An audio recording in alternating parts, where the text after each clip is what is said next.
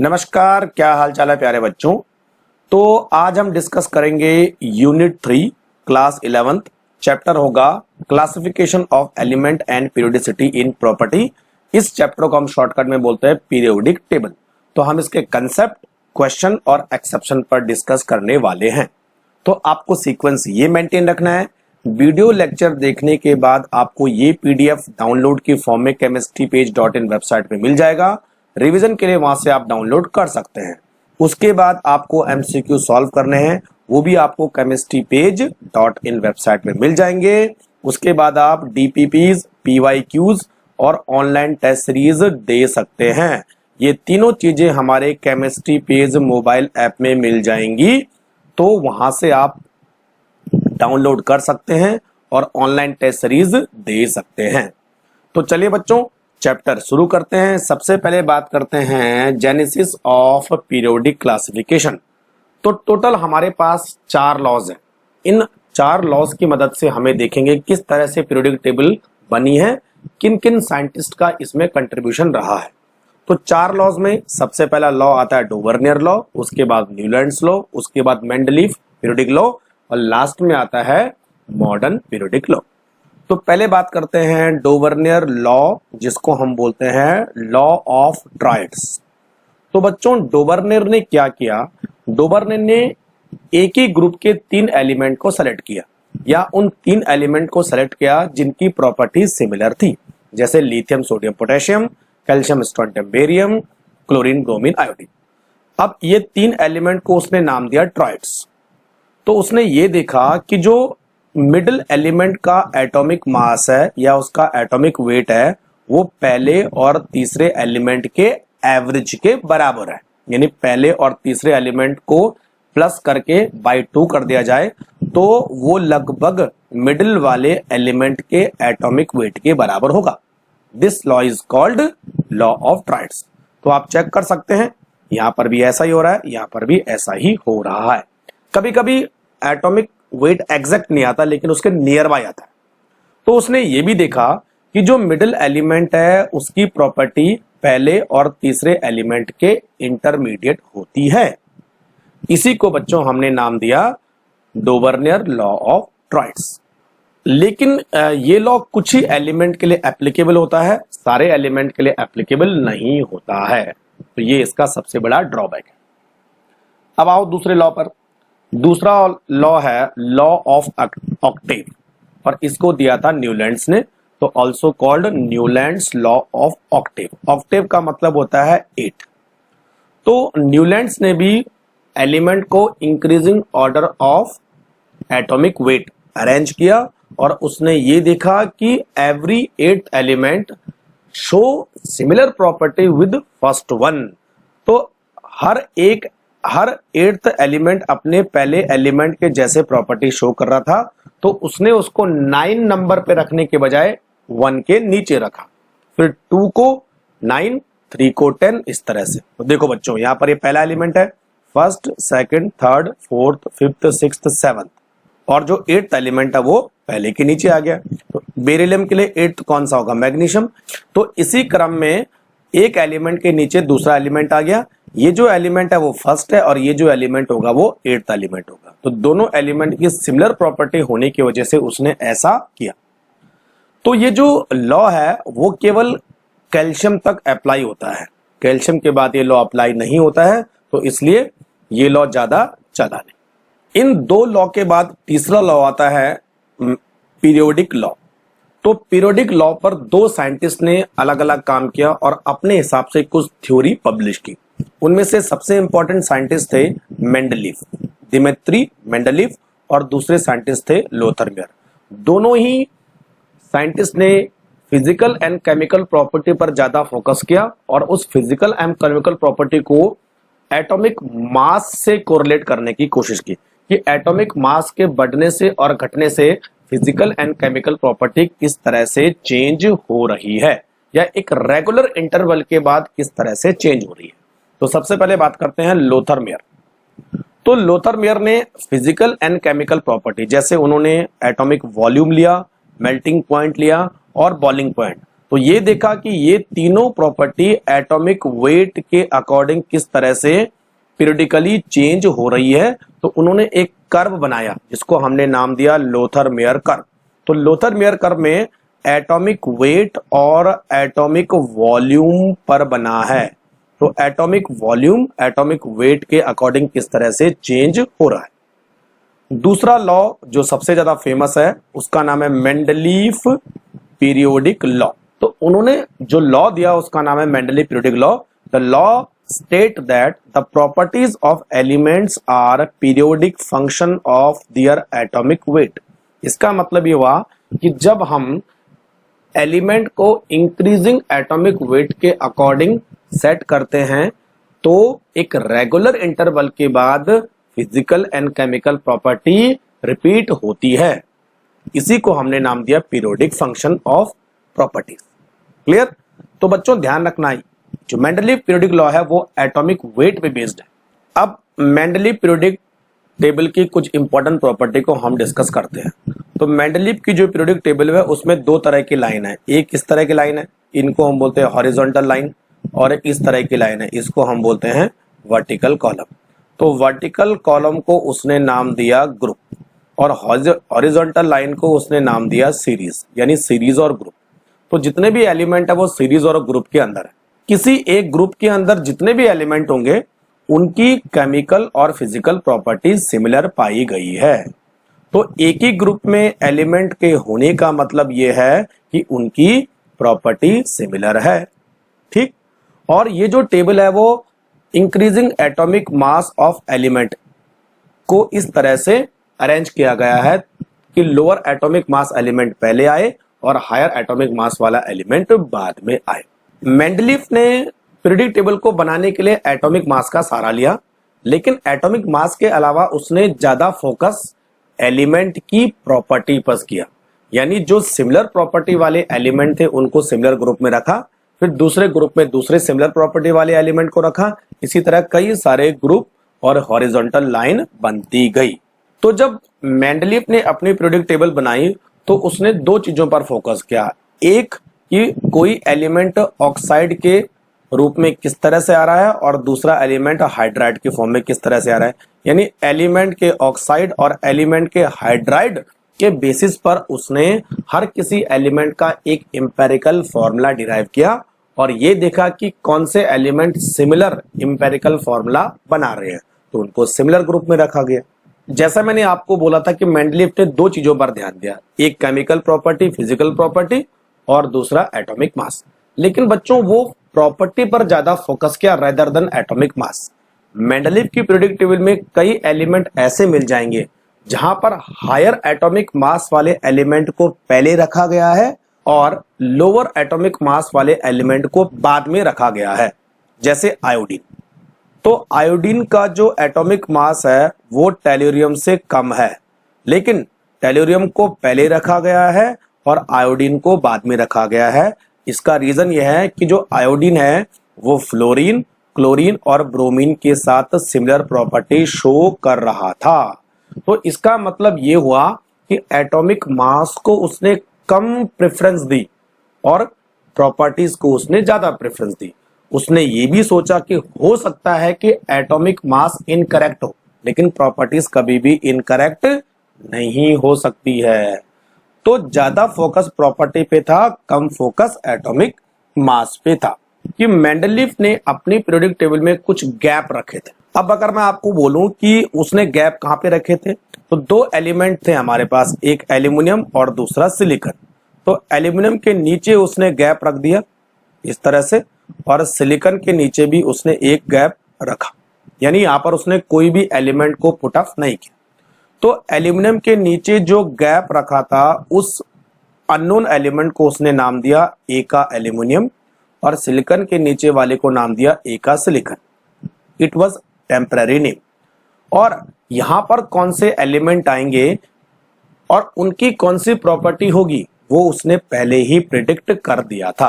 तो ये टेबल देखिए, यहां पर ए का एल्यूमिनियम का एटॉमिक वेट उसने ये बताया, उसकी डेंसिटी इतनी हो सकती थी, उसका मेल्टिंग पॉइंट लो होगा, उसका ऑक्साइड का और क्लोराइड का फॉर्मूला ये होना चाहिए।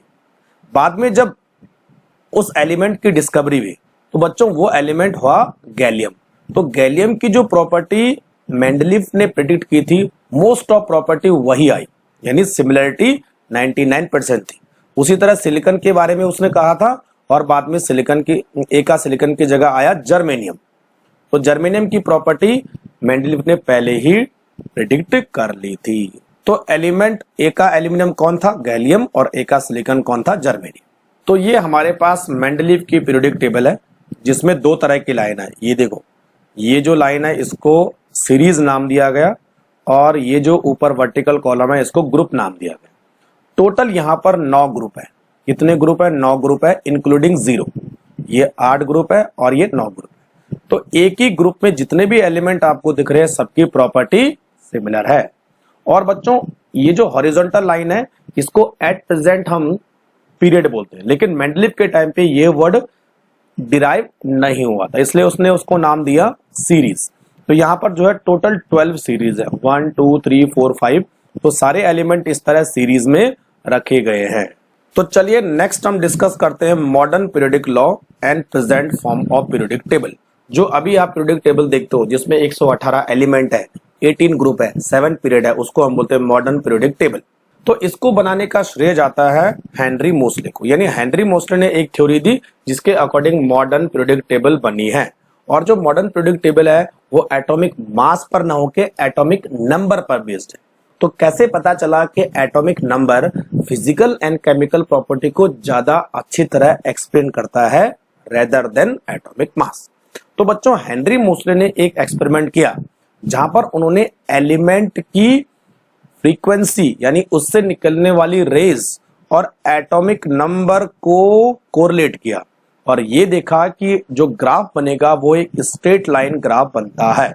तो हेनरी मोस्ले ने ये बताया कि atomic number is more fundamental property than atomic mass to explain chemical and physical property of element. तो बाद में एटॉमिक मास को रिप्लेस कर दिया गया एटॉमिक नंबर से। और इसका कारण है बच्चों कि जो एटॉमिक नंबर है वो नंबर ऑफ इलेक्ट्रॉन और नंबर ऑफ प्रोटॉन के बराबर होता है। तो जब भी कोई एलिमेंट रिएक्शन करता है, अपनी प्रॉपर्टी को चेंज करता है या केमिकल रिएक्शन करता है, तो नंबर ऑफ इलेक्ट्रॉन चेंज होते हैं, नंबर ऑफ प्रोटॉन और नंबर ऑफ न्यूट्रॉन चेंज नहीं होते। तो उसका मास कांस्टेंट रहेगा before reaction and after reaction, जबकि उसका एटॉमिक नंबर चेंज होगा। तो इसीलिए एटॉमिक नंबर को ज्यादा फंडामेंटल माना गया है एटॉमिक मास से। तो तब जाके लॉ निकल के आया मॉडर्न पीरियोडिक लॉ। तो यहां पर है the physical and chemical property of elements are the periodic function of their atomic number. तो यानी अगर हम एलिमेंट को इंक्रीजिंग एटॉमिक नंबर के अकॉर्डिंग अरेंज करें तो एक सर्टेन इंटरवल के बाद एलिमेंट अपनी प्रॉपर्टी को रिपीट करता है। तो ये एटॉमिक नंबर आया, ठीक। तो बच्चों ये हमारे पास मॉडर्न पीरियोडिक टेबल है। अब मॉडर्न पीरियोडिक टेबल की इंपॉर्टेंट प्रॉपर्टी पर हम लोग डिस्कस करेंगे। तो मॉडर्न पीरियोडिक टेबल में टोटल अभी तक 118 एलिमेंट प्रेजेंट है। मॉडर्न पीरियोडिक टेबल को 18 ग्रुप और 7 पीरियड में डिवाइड किया गया है। एक ही ग्रुप के सारे एलिमेंट की प्रॉपर्टी सिमिलर होती है क्योंकि इसके अंदर जो वैलेंस इलेक्ट्रॉन है वो सेम होते हैं। अगर मैं पीरियड की बात करूं तो हर एक period highest principal quantum number यानी n को रिप्रेजेंट करता है, ठीक। यानी हर एक पीरियड एक शेल को रिप्रेजेंट करेगा या एनर्जी लेवल को रिप्रेजेंट करेगा। तो वो एक हाईएस्ट प्रिंसिपल क्वांटम नंबर होता है। जैसे यहाँ पर जो है ये 4th पीरियड है, तो इन सब एलिमेंट के अंदर कितने ऑर्बिट होंगे? 4 ऑर्बिट होंगे। तो इनका प्रिंसिपल क्वांटम नंबर कितना होगा? 4। अब थोड़ा सा हम ब्लॉक की बात करते हैं। तो पूरी पीरियोडिक टेबल को 4 ब्लॉक में डिवाइड किया गया है, S block, P block, d block and f block. तो पहले के 2 ग्रुप ये वाले एस ब्लॉक एलिमेंट, बाद के 10 group D block element, last के 6 ग्रुप पी ब्लॉक एलिमेंट, और ये बॉटम पर जो 2 सीरीज रखी गई है इनको हम बोलेंगे F block element. S block और पी ब्लॉक को कलेक्टिवली रिप्रेजेंटेटिव एलिमेंट कहा जाता है और यहां पर नोबल गैस को इंक्लूड नहीं किया गया है। यानी group 1 to 13, 14, 15, 16 and 17 also called representative element. और नोबल गैस को हम इनर्ट गैस भी कहते हैं। डी ब्लॉक एलिमेंट को हम ट्रांजिशन एलिमेंट के नाम से भी जानते हैं और एफ ब्लॉक एलिमेंट को हम इनर ट्रांजिशन एलिमेंट के नाम से भी जानते हैं। ठीक है, तो अब कुछ इंपॉर्टेंट पॉइंट पर हम लोग डिस्कस कर लेते हैं। देखो, तो ये सारी चीजें मैंने आपको बता दी, 2-3 और चीजें हम डिस्कस करते हैं। देखो, यहां पर जो हमारे पास एफ ब्लॉक एलिमेंट है वो 2 सीरीज में डिवाइड किए गए, लेंथेनाइड्स एंड एक्टिनाइड्स। जो लेंथेनाइड्स हैं वो लेंथेनम के बाद आते हैं यहाँ पर, और जो एक्टिनाइड्स है वो एक्टिनम के बाद आएंगे यहाँ पर। यूरेनियम के बाद जितने भी एलिमेंट है, यूरेनियम का एटॉमिक नंबर है 92, तो आफ्टर 92, 93 और अप टू 118 इन एलिमेंट को हमने नाम दिया transuranic element. The elements after uranium are called transuranic element. Clear? और बच्चों टोटल हमारे पास 94 नेचुरल एलिमेंट है, 94 नेचुरल एलिमेंट है, और इसके अलावा जितने भी एलिमेंट हैं वो सिंथेटिक हैं। कई सारे एलिमेंट साइंटिस्ट के नाम पर हैं, प्लैनेट्स के नाम पर हैं, किसी पर्टिकुलर प्लेसेस के नाम पर हैं। इस तरह से एलिमेंट का नाम रखा गया है। फॉर एग्जाम्पल देखो, अब देखिए बच्चों, एक साइंटिस्ट है जिनका नाम है ग्लेन टी सिबोर।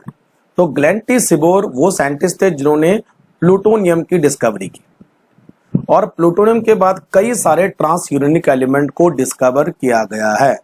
तो सिबोर के कंट्रीब्यूशन को देखते हुए 106 एटॉमिक नंबर वाले एलिमेंट को इनके नाम पर रखा गया है, जिसका नाम है सिबोरियम। तो कई बार इस तरह के क्वेश्चन भी पूछे जाते हैं। अब यहाँ पर कुछ ऐसे एलिमेंट है जिनका एक पर्टिकुलर ओर होता है। तो एक ओर है पिच ब्लेंड। तो पिच ब्लेंड वैसे मोस्टली यूरेनियम का ओर है, लेकिन यहाँ पर नेपच्यूनियम, प्लूटोनियम, एक्टिनियम और प्रोटैक्टिनियम को भी देखा गया है। तो ये सारे किसमें मिलते हैं? पिच ब्लेंड में, जो कि एक यूरेनियम का ओर है। ये थोड़ा सा अलग चीजें आपको मैं बता रहा हूं। अब एक क्वेश्चन यहाँ पर हम सॉल्व करते हैं। Which of the following statement related to the modern periodic table is incorrect? तो पहला है P block has 6 column because maximum 6 electron can occupy all the orbital in P shell. बिल्कुल ठीक है, पी ब्लॉक में 6 block होते हैं और हर किसी ब्लॉक में 1 इलेक्ट्रॉन आता है, तो ये बिल्कुल परफेक्ट है। दूसरा, the D block has 8 column. ये गलत है बच्चों, डी ब्लॉक में 10 कॉलम होते हैं, तो 8 कॉलम पॉसिबल नहीं है, इसलिए आंसर हो गया 2। नेक्स्ट टॉपिक है nomenclature of element with atomic number more than 100। तो हम सभी जानते हैं कि 100 और इसके बाद जितने भी एलिमेंट हैं वो सारे सिंथेटिक एलिमेंट हैं, इनको न्यूक्लियर रिएक्शन के थ्रू बनाए गए। तो जब किसी एलिमेंट की डिस्कवरी होती है तो कई सारे साइंटिस्ट, कई सारे इंस्टीट्यूट इसमें काम करते हैं। तो कई बार एक डिस्प्यूट पैदा हो जाता है इसके डिस्कवरी में और साथ में उसके नेम के। फॉर एग्जाम्पल, जैसे एक एलिमेंट था, एलिमेंट नंबर 104, तो उस पर अमेरिका ने भी काम किया और सोवियत यूनियन ने भी काम किया। तो अमेरिका ने उसकी डिस्कवरी की और उसको नाम दिया रदरफोर्डियम। इसी तरह रूस ने उसकी डिस्कवरी की और उसको नाम दिया क्रिचैटोवियम। तो अब यहां पर एक डिस्प्यूट हो गया कि कौन सही है। तो बच्चों, जब तक ये छानबीन होती है कि एक्चुअल डिस्कवरर कौन है, तब तक उस एलिमेंट को एक टेम्पररी नेम दिया जाता है और इसका जिम्मा होता है IUPAC का। तो उसी टेम्पररी नेम की हम बात करेंगे कि 100 के बाद किस एलिमेंट का टेम्पररी नेम क्या था और बाद में उसका ओरिजिनल नेम क्या पड़ा। क्लियर? तो अब देखिए टेम्पररी नेम किस तरह से बनता है। तो हमारे पास 0 से लेकर और 9 तक की डिजिट है, जिसके लिए एक पर्टिकुलर नेम डिसाइड किया गया था। 0 के लिए नील, 1 के लिए अन, फिर bi, tri, quad, pent, hex, sept, oct और एन, और एब्रीवेशन जो है इनका फर्स्ट लेटर हो। ठीक है, तो अब देखिए अगर मुझे 101 का नाम लिखना होगा तो ये होगा अन नील, यहां से अन, यहां से नील, फिर अन, अन नील अन, और उसके बाद लास्ट में हमें ऐड करना पड़ता है IUM, तो इसका नाम बनेगा अनिल अनियम। तो जो भी नाम आप बनाओगे ये 1 to 9 से लेकर लास्ट में आपको आयुअम ऐड करना पड़ता है। अनिल बाइयम, अनिल ट्राइयम, अनिल क्वाडियम, अनिल पेंटियम। तो इसी तरह बच्चों ये सारे 118 तक नेम लिखे गए हैं। जैसे अगर 115 का नाम है तो अन पेंटियम, ये हो गया अन पेंटियम। और इसके लिए जो हम सिंबल इस तरह यूज करेंगे, जो यहाँ पर एब्रिविएशन है। बाद में इसका ऑफिशियल नेम ही है, देखो अनिल अनियम का ऑफिशियल नेम है मेंडलीवियम, उसका सिंबल है एमडी, उसका कुछ एटॉमिक नंबर होगा। तो mendelevium, nobelium, lawrencium, rutherfordium, dubnium, seaborgium, bohrium, hassium, meitnerium, darmstadtium, roentgenium, copernicium, nihonium, flerovium, moscovium, livermorium, tennessine and oganesson. ये पूरे 118 एलिमेंट आ गए। तो इस पर क्वेश्चन कैसे आता है, कई बार इसका सिंबल दिया होता है, कई बार इसका एटॉमिक नंबर दिया होता है, तो ऑफिशियल नेम पूछा जाता है। क्लियर। जैसे देखो एक क्वेश्चन नीचे है, what would be the IUPAC name and symbol for the element with atomic number 120। तो 1 के लिए हमारे पास नाम था अन, 2 के लिए है बाई, और 0 के लिए है निलियम, निलियानी, निल, अन बाई निल, और लास्ट में ऐड करना है IUM। तो इसका नाम होगा अन बाई निलियम। तो इसका एब्रिविएशन होगा अन बाई निलियम, UBN। और बच्चों पीरियोडिक टेबल में कहां पर आएगा है, देखो 118वां एलिमेंट पी ब्लॉक का लास्ट एलिमेंट है। तो 119 ग्रुप 1 का पहला एलिमेंट होगा और 120 ग्रुप 2 का पहला एलिमेंट होगा। तो ये ग्रुप 2 में आएगा, यानी एल्कलाइन अर्थ मेटल में आएगा। अब 4 क्वेश्चन हम और लगाते हैं। देखो, element with which the following atomic number was named by the American Society as Rutherfordium while Soviet Society named as Kirchatovium। तो कौन सा एलिमेंट था बच्चों, 104 वाला, इसी के पीछे लड़ाई थी, जिसका एक्चुअल नेम है रदरफोर्डियम और इसका सिंबल है RF। दूसरा क्वेश्चन है, in terms of period and group where would you locate the element with atomic number 114। अब देखो बच्चों, एटॉमिक नंबर 114 को किस तरह से लोकेट करेंगे। तो जो 114 की लास्ट 2 डिजिट है 14, तो ये इसका ग्रुप नंबर है। तो ये 14 ग्रुप में आएगा, यानी कार्बन फैमिली। ठीक है, और कार्बन फैमिली कौन से ब्लॉक में आती है, P ब्लॉक में आती है। तो P ब्लॉक का ये एलिमेंट है और carbon family 14 group P block, और 114 का जो पीरियड होगा वो लास्ट पीरियड होगा, यानी 7th पीरियड में ये आएगा। 7th period, 14 group, carbon family, P block. Right the atomic number of element present in the 3rd period and 17th group. तो 17th ग्रुप का मतलब होता है हेलोजन फैमिली। तो हेलोजन फैमिली में 3rd पीरियड में आएगा क्लोरीन, जिसका एटॉमिक नंबर है 17। Next, which element do you think have been named by. तो देखो यहां पर जो है कुछ साइंटिस्ट के नाम है, इनके बेसिस पर हमें इसका एटॉमिक नंबर मालूम करना है। तो बच्चों एक है लॉरेंस, दूसरा है बर्कले। तो एक लेबोरेटरी का नाम है लॉरेंस बर्कले लेबोरेटरी, और यहाँ पर 2 साइंटिस्ट है, एक है लॉरेंस और दूसरा है बर्कले। तो लॉरेंस के नाम पर पड़ा है लॉरेंसियम, जिसका सिंबल है LR और इसका एटॉमिक नंबर है 103।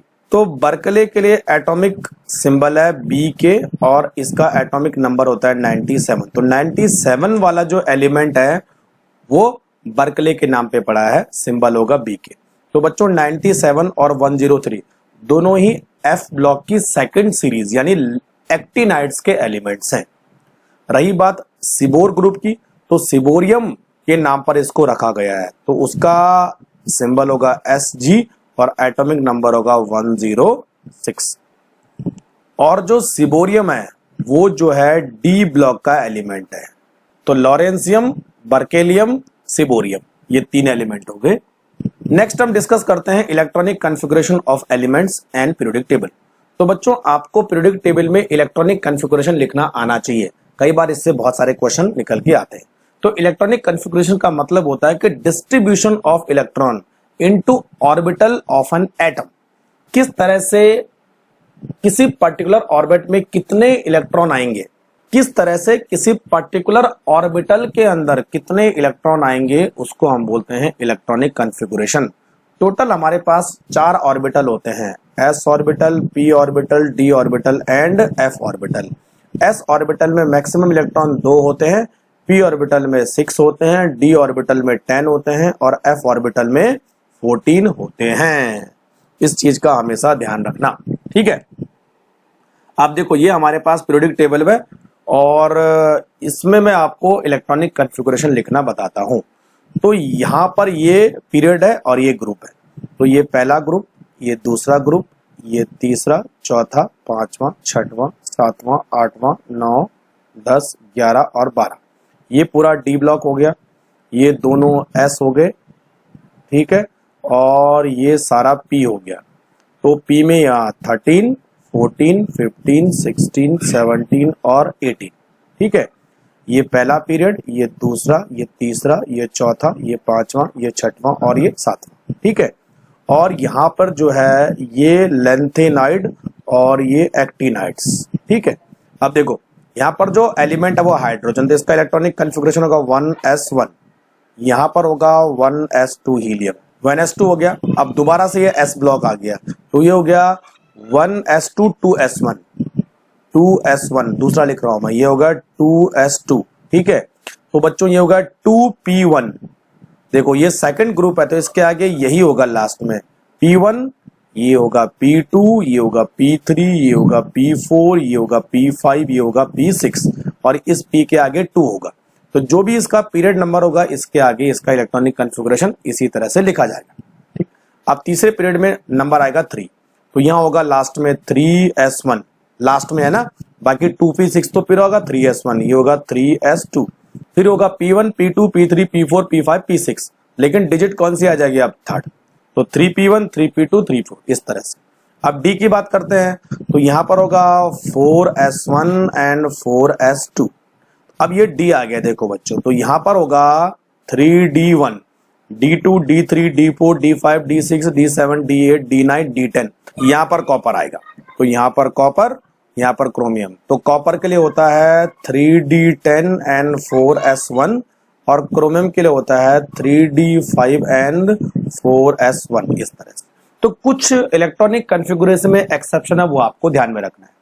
तो d1 तो यहाँ 3d1, तो यहाँ 4d1 या 5d1 या 6d1 है ना, इस तरह से आएगा। अगर यहाँ पर d10 है तो ये हो जाएगा 3d10, यहाँ पर 4d10, यहाँ पर 5d10, यहाँ पर 6d10, क्लियर। तो बच्चों इसी तरह से आपको इलेक्ट्रॉनिक कॉन्फ़िगरेशन लिखना है। मैंने एक पर्टिकुलर वीडियो बना रखा है इलेक्ट्रॉनिक कॉन्फ़िगरेशन का, आप केमिस्ट्री पेज इलेक्ट्रॉनिक कॉन्फ़िगरेशन करके सर्च कर सकते हैं। किस तरह से हर एलिमेंट का इलेक्ट्रॉनिक कॉन्फ़िगरेशन आएगा वो मैंने आपको बता रखा। अब F की बात करें तो बच्चों ये पूरे के पूरे F ब्लॉक के एलिमेंट इस थर्ड ग्रुप के अंदर है, ये सारे के सारे थर्ड ग्रुप के अंदर आते हैं, ठीक है। तो यहाँ पर जो शुरुआत होगी वो होगी F1 से, यहाँ पर भी शुरुआत होगी F1 से। ये कौन सी सीरीज है, ये 4F की सीरीज है, ये है 5F की सीरीज है। तो F1 यहाँ होगा तो F14 यहाँ होगा, F14 यहाँ होगा। तो 1 2 3 4 5 6 7 8 करके लास्ट में 14 आ जाएगा। कुछ एक्सेप्शन इसमें आपको जरूर मिलेंगे, तो आप बुक में देख लेना, मॉडर्न प्रोडक्ट आप टेबल आप देखना कि किस तरह से इलेक्ट्रॉनिक कॉन्फ़िगरेशन लिखा गया है। तो जनरल चीजें मैंने आपको बता दी। अब बात करते हैं ग्रुप वाइज इलेक्ट्रॉनिक कॉन्फ़िगरेशन। तो ऊपर मैंने आपको ग्रुप वाइज इलेक्ट्रॉनिक कॉन्फ़िगरेशन के बारे में थोड़ा बहुत हिंट दे दी कि जो एस ब्लॉक के एलिमेंट है उनका लास्ट इलेक्ट्रॉन एस ब्लॉक में जाएगा। तो एस ब्लॉक का जो ग्रुप वाइज इलेक्ट्रॉनिक कॉन्फ़िगरेशन होता है NS1 और दूसरा होता है NS2, ठीक है। वहीं अगर हम P की बात करें तो P में होता है NS2 NP1 to 6। तो 6 ग्रुप है, तो पहले में 1 फिर 2 फिर 3 फिर 5 फिर 6 इस तरह आता जाएगा। D में जो है अलग तरह का आएगा और F में अलग तरह का आएगा, क्लियर। अब एक क्वेश्चन देखिए, use the periodic table to answer the following question. पहला है identify an element with 5 electron in outermost subshell, subshell यानी ऑर्बिटल। तो ये होगा P5। तो P5 बच्चों किस में आता है, 17 ग्रुप, तो वो 17 ग्रुप होगा। तो 17 ग्रुप का कोई भी एलिमेंट आप लिख लीजिए, या तो फ्लोरीन होगा या तो क्लोरीन होगा, ठीक। दूसरा, identify an element that would tend to lose 2 electron. जब कोई एटम 2 इलेक्ट्रॉन लूज करेगा तो उस पर +2 चार्ज आएगा, यानी जो ग्रुप 2 है एस ब्लॉक का एलिमेंट वो 2 इलेक्ट्रॉन लूज करने की टेंडेंसी रखता है, तो आंसर हो जाएगा मैग्नीशियम। तीसरा, identify an element that would tend to gain 2 electron. तो 2 इलेक्ट्रॉन कौन गेन करेगा? जिसके ऑक्टेट कंप्लीट करने के 2 इलेक्ट्रॉन चाहिए। तो 16 ग्रुप के एलिमेंट यहाँ पर होंगे, जैसे ऑक्सीजन एंड सल्फर। ठीक। और लास्ट है, identify the group having metal, non metal, liquid as well as gas at room temperature. तो बच्चों 17 ग्रुप के एलिमेंट इस तरह का बिहेवियर शो करते हैं। वहां पर मेटल भी है, नॉन मेटल भी है, लिक्विड भी है और गैस भी। Assign the position of element having outer electronic configuration in the periodic table. तो कुछ इलेक्ट्रॉनिक कॉन्फ़िगरेशन आपके सामने है, यहाँ पर आपको एलिमेंट का नाम और उसकी पोजीशन पता करनी है। देखो, तो पहला है NS2 NP4, N की वैल्यू 3 है, तो यहाँ पर हो जाएगा 3S2 एंड 3P4। तो 3P4 मतलब P1 P2 P3 P4, यानी 16 ग्रुप का एलिमेंट है। इट इज 16 ग्रुप का एलिमेंट है। और जो पीरियड नंबर होगा वो इसका ये जो 3 है वो बताएगा। तो ये होगा थर्ड पीरियड एंड 16 ग्रुप। तो बच्चों थर्ड पीरियड 16 ग्रुप में कौन सा एलिमेंट आता है? सल्फर। फिर आ जाओ N-1 D2 NH2 N की N = 4। तो ये हो जाएगा 3D2 एंड 4S2। तो ये डी ब्लॉक का एलिमेंट है। कौन सा ब्लॉक का? डी ब्लॉक का एलिमेंट है और सेकंड एलिमेंट है। तो पहला एलिमेंट होता है स्कैंडियम, दूसरा एलिमेंट होता है टाइटेनियम। तो डी ब्लॉक का एलिमेंट है टाइटेनियम और इसका ग्रुप हो जाएगा फोर्थ ग्रुप। तो ये आएगा fourth group and fourth period, fourth group and fourth period. तीसरा देखो N की वैल्यू 6 है, तो ये हो जाएगा 4F7 5D1 एंड 6S2। तो इसका जो पीरियड होगा वो होगा 6 और ये F ब्लॉक का एलिमेंट है क्योंकि लास्ट इलेक्ट्रॉन कहाँ गया? F ऑर्बिटल में गया। तो ये F ब्लॉक का एलिमेंट है, तो बच्चों इसका नाम होगा गैडोलीनियम। तो आप चेक करना F ब्लॉक में जो गैडोलीनियम है वो यही होता है। और गैडोलीनियम का जो एटॉमिक नंबर होता है वो होता है 64 और इसका जो पीरियड होगा वो होगा 6। लेंथेनॉइड्स सीरीज का एलिमेंट होगा गैडोलीनियम, एटॉमिक नंबर 64 और इसका जो ग्रुप होगा वो होगा थर्ड, क्योंकि सारे के सारे एक्टिनाइड और लेंथेनाइड थर्ड ग्रुप में। यहां पर हम S, P, D and F block के एलिमेंट की इंपॉर्टेंट प्रॉपर्टी पर डिस्कस करेंगे। क्लियर? तो जैसा मैंने आपको बताया था कि जो पीरियोडिक टेबल है वो 4 ब्लॉक में डिवाइड की गई है, तो उन 4 ब्लॉक को 1 बाय 1 हम डिस्कस करते हैं। तो पहले बात करते हैं S ब्लॉक एलिमेंट। तो पहले दो ग्रुप 1 और ग्रुप 2 को S ब्लॉक एलिमेंट बोलते हैं। ग्रुप 1 का नाम है एल्कली मेटल और ग्रुप 2 का नाम है alkaline earth metal. General electronic configuration का NS1 एंड NS2 और N की वैल्यू 2 से लेकर और 7 तक होगी। NS1 ग्रुप 1 के लिए और NS2 ग्रुप 2 के लिए। ठीक, ये सारे के सारे मेटल है, दे ऑल आर मेटल। लेकिन कौन से मेटल है बच्चों? सॉफ्ट मेटल है। तो सॉफ्ट मेटल मतलब इनका जो बॉइलिंग पॉइंट है और जो मेल्टिंग पॉइंट है वो लो होता है। इनको आप चाकू से भी कट कर सकते हैं। तो जितने भी जो ग्रुप 1 और ग्रुप 2 के मेटल है इनकी आईपी की वैल्यू कम होती है, ये इजीली इलेक्ट्रॉन को लूज कर देते हैं। ठीक, रही बात ऑक्सीडेशन स्टेट की, तो ग्रुप 1 का ऑक्सीडेशन स्टेट होगा +1, ये हमेशा कांस्टेंट होता है, और ग्रुप 2 को होगा +2। क्लियर? किस तरह के कंपाउंड बनाएंगे? They all are form ionic compound. ठीक है, कुछ एक्सेप्शन भी है बच्चों। देखो ये लास्ट वाला, तो सारे के सारे S block compound ionic compound बनाते हैं, 2 को छोड़ के। Lithium also form covalent compound and beryllium और लिथियम कोवेलेंट कंपाउंड बनाते हैं। अब बात करते हैं रिएक्टिविटी की, तो मेटेलिक कैरेक्टर ऊपर से नीचे बढ़ेगा, इंक्रीज होगा, ऊपर से नीचे इंक्रीज होगा, यानी सोडियम कम होगा तो पोटेशियम ज्यादा होगा। तो metallic character, electropositive character increase down the group. Clear? अब आ जाओ पी ब्लॉक एलिमेंट। तो पी ब्लॉक एलिमेंट शुरू होते हैं ग्रुप नंबर 13 से और खत्म होते हैं 18। टोटल 6 ग्रुप जो है पी ब्लॉक को डेडिकेटेड किए गए हैं। अब इन 6 ग्रुप में भी कुछ स्पेशल नेम है, जैसे जो 18 ग्रुप है उसको हम बोलेंगे इनर्ट गैस, जो 17 ग्रुप है उसको हम बोलेंगे हेलोजन, जो 16 ग्रुप है उसको हम बोलेंगे चैल्कोजन, और जो 15 ग्रुप है उसको हम बोलेंगे निक्टोजन। 14 ग्रुप को कार्बन फैमिली, 13 ग्रुप को बोरॉन फैमिली बोलते हैं। आपने जो है पी ब्लॉक में पढ़ा होगा ये, ठीक है। अब बच्चों एस ब्लॉक और पी ब्लॉक को, एस ब्लॉक एलिमेंट और पी ब्लॉक एलिमेंट को हम बोलते हैं रिप्रेजेंटेटिव एलिमेंट, लेकिन इसमें इनर्ट गैस को इंक्लूड नहीं किया गया है। इस चीज का हम हमेशा ध्यान रखना। जनरल इलेक्ट्रॉनिक कॉन्फ़िगरेशन होगा NS2 NP 1 to 6 और n की वैल्यू 2 से लेकर 7 तक होगी। पी ब्लॉक में जो नोबल गैस कंपाउंड है उनका जो ऑर्बिट है वो कंप्लीटली फिल्ड होता है, यानी ये मोस्ट स्टेबल इलेक्ट्रॉनिक कॉन्फ़िगरेशन है। तो ये कभी भी इलेक्ट्रॉन को न तो देते हैं न तो गेन करते हैं, तो कभी भी कोई कंपाउंड नहीं बनाएंगे, ठीक है। तो अगर मैं नोबल गैस की रिएक्टिविटी की बात करो तो they have very low chemical reactivity.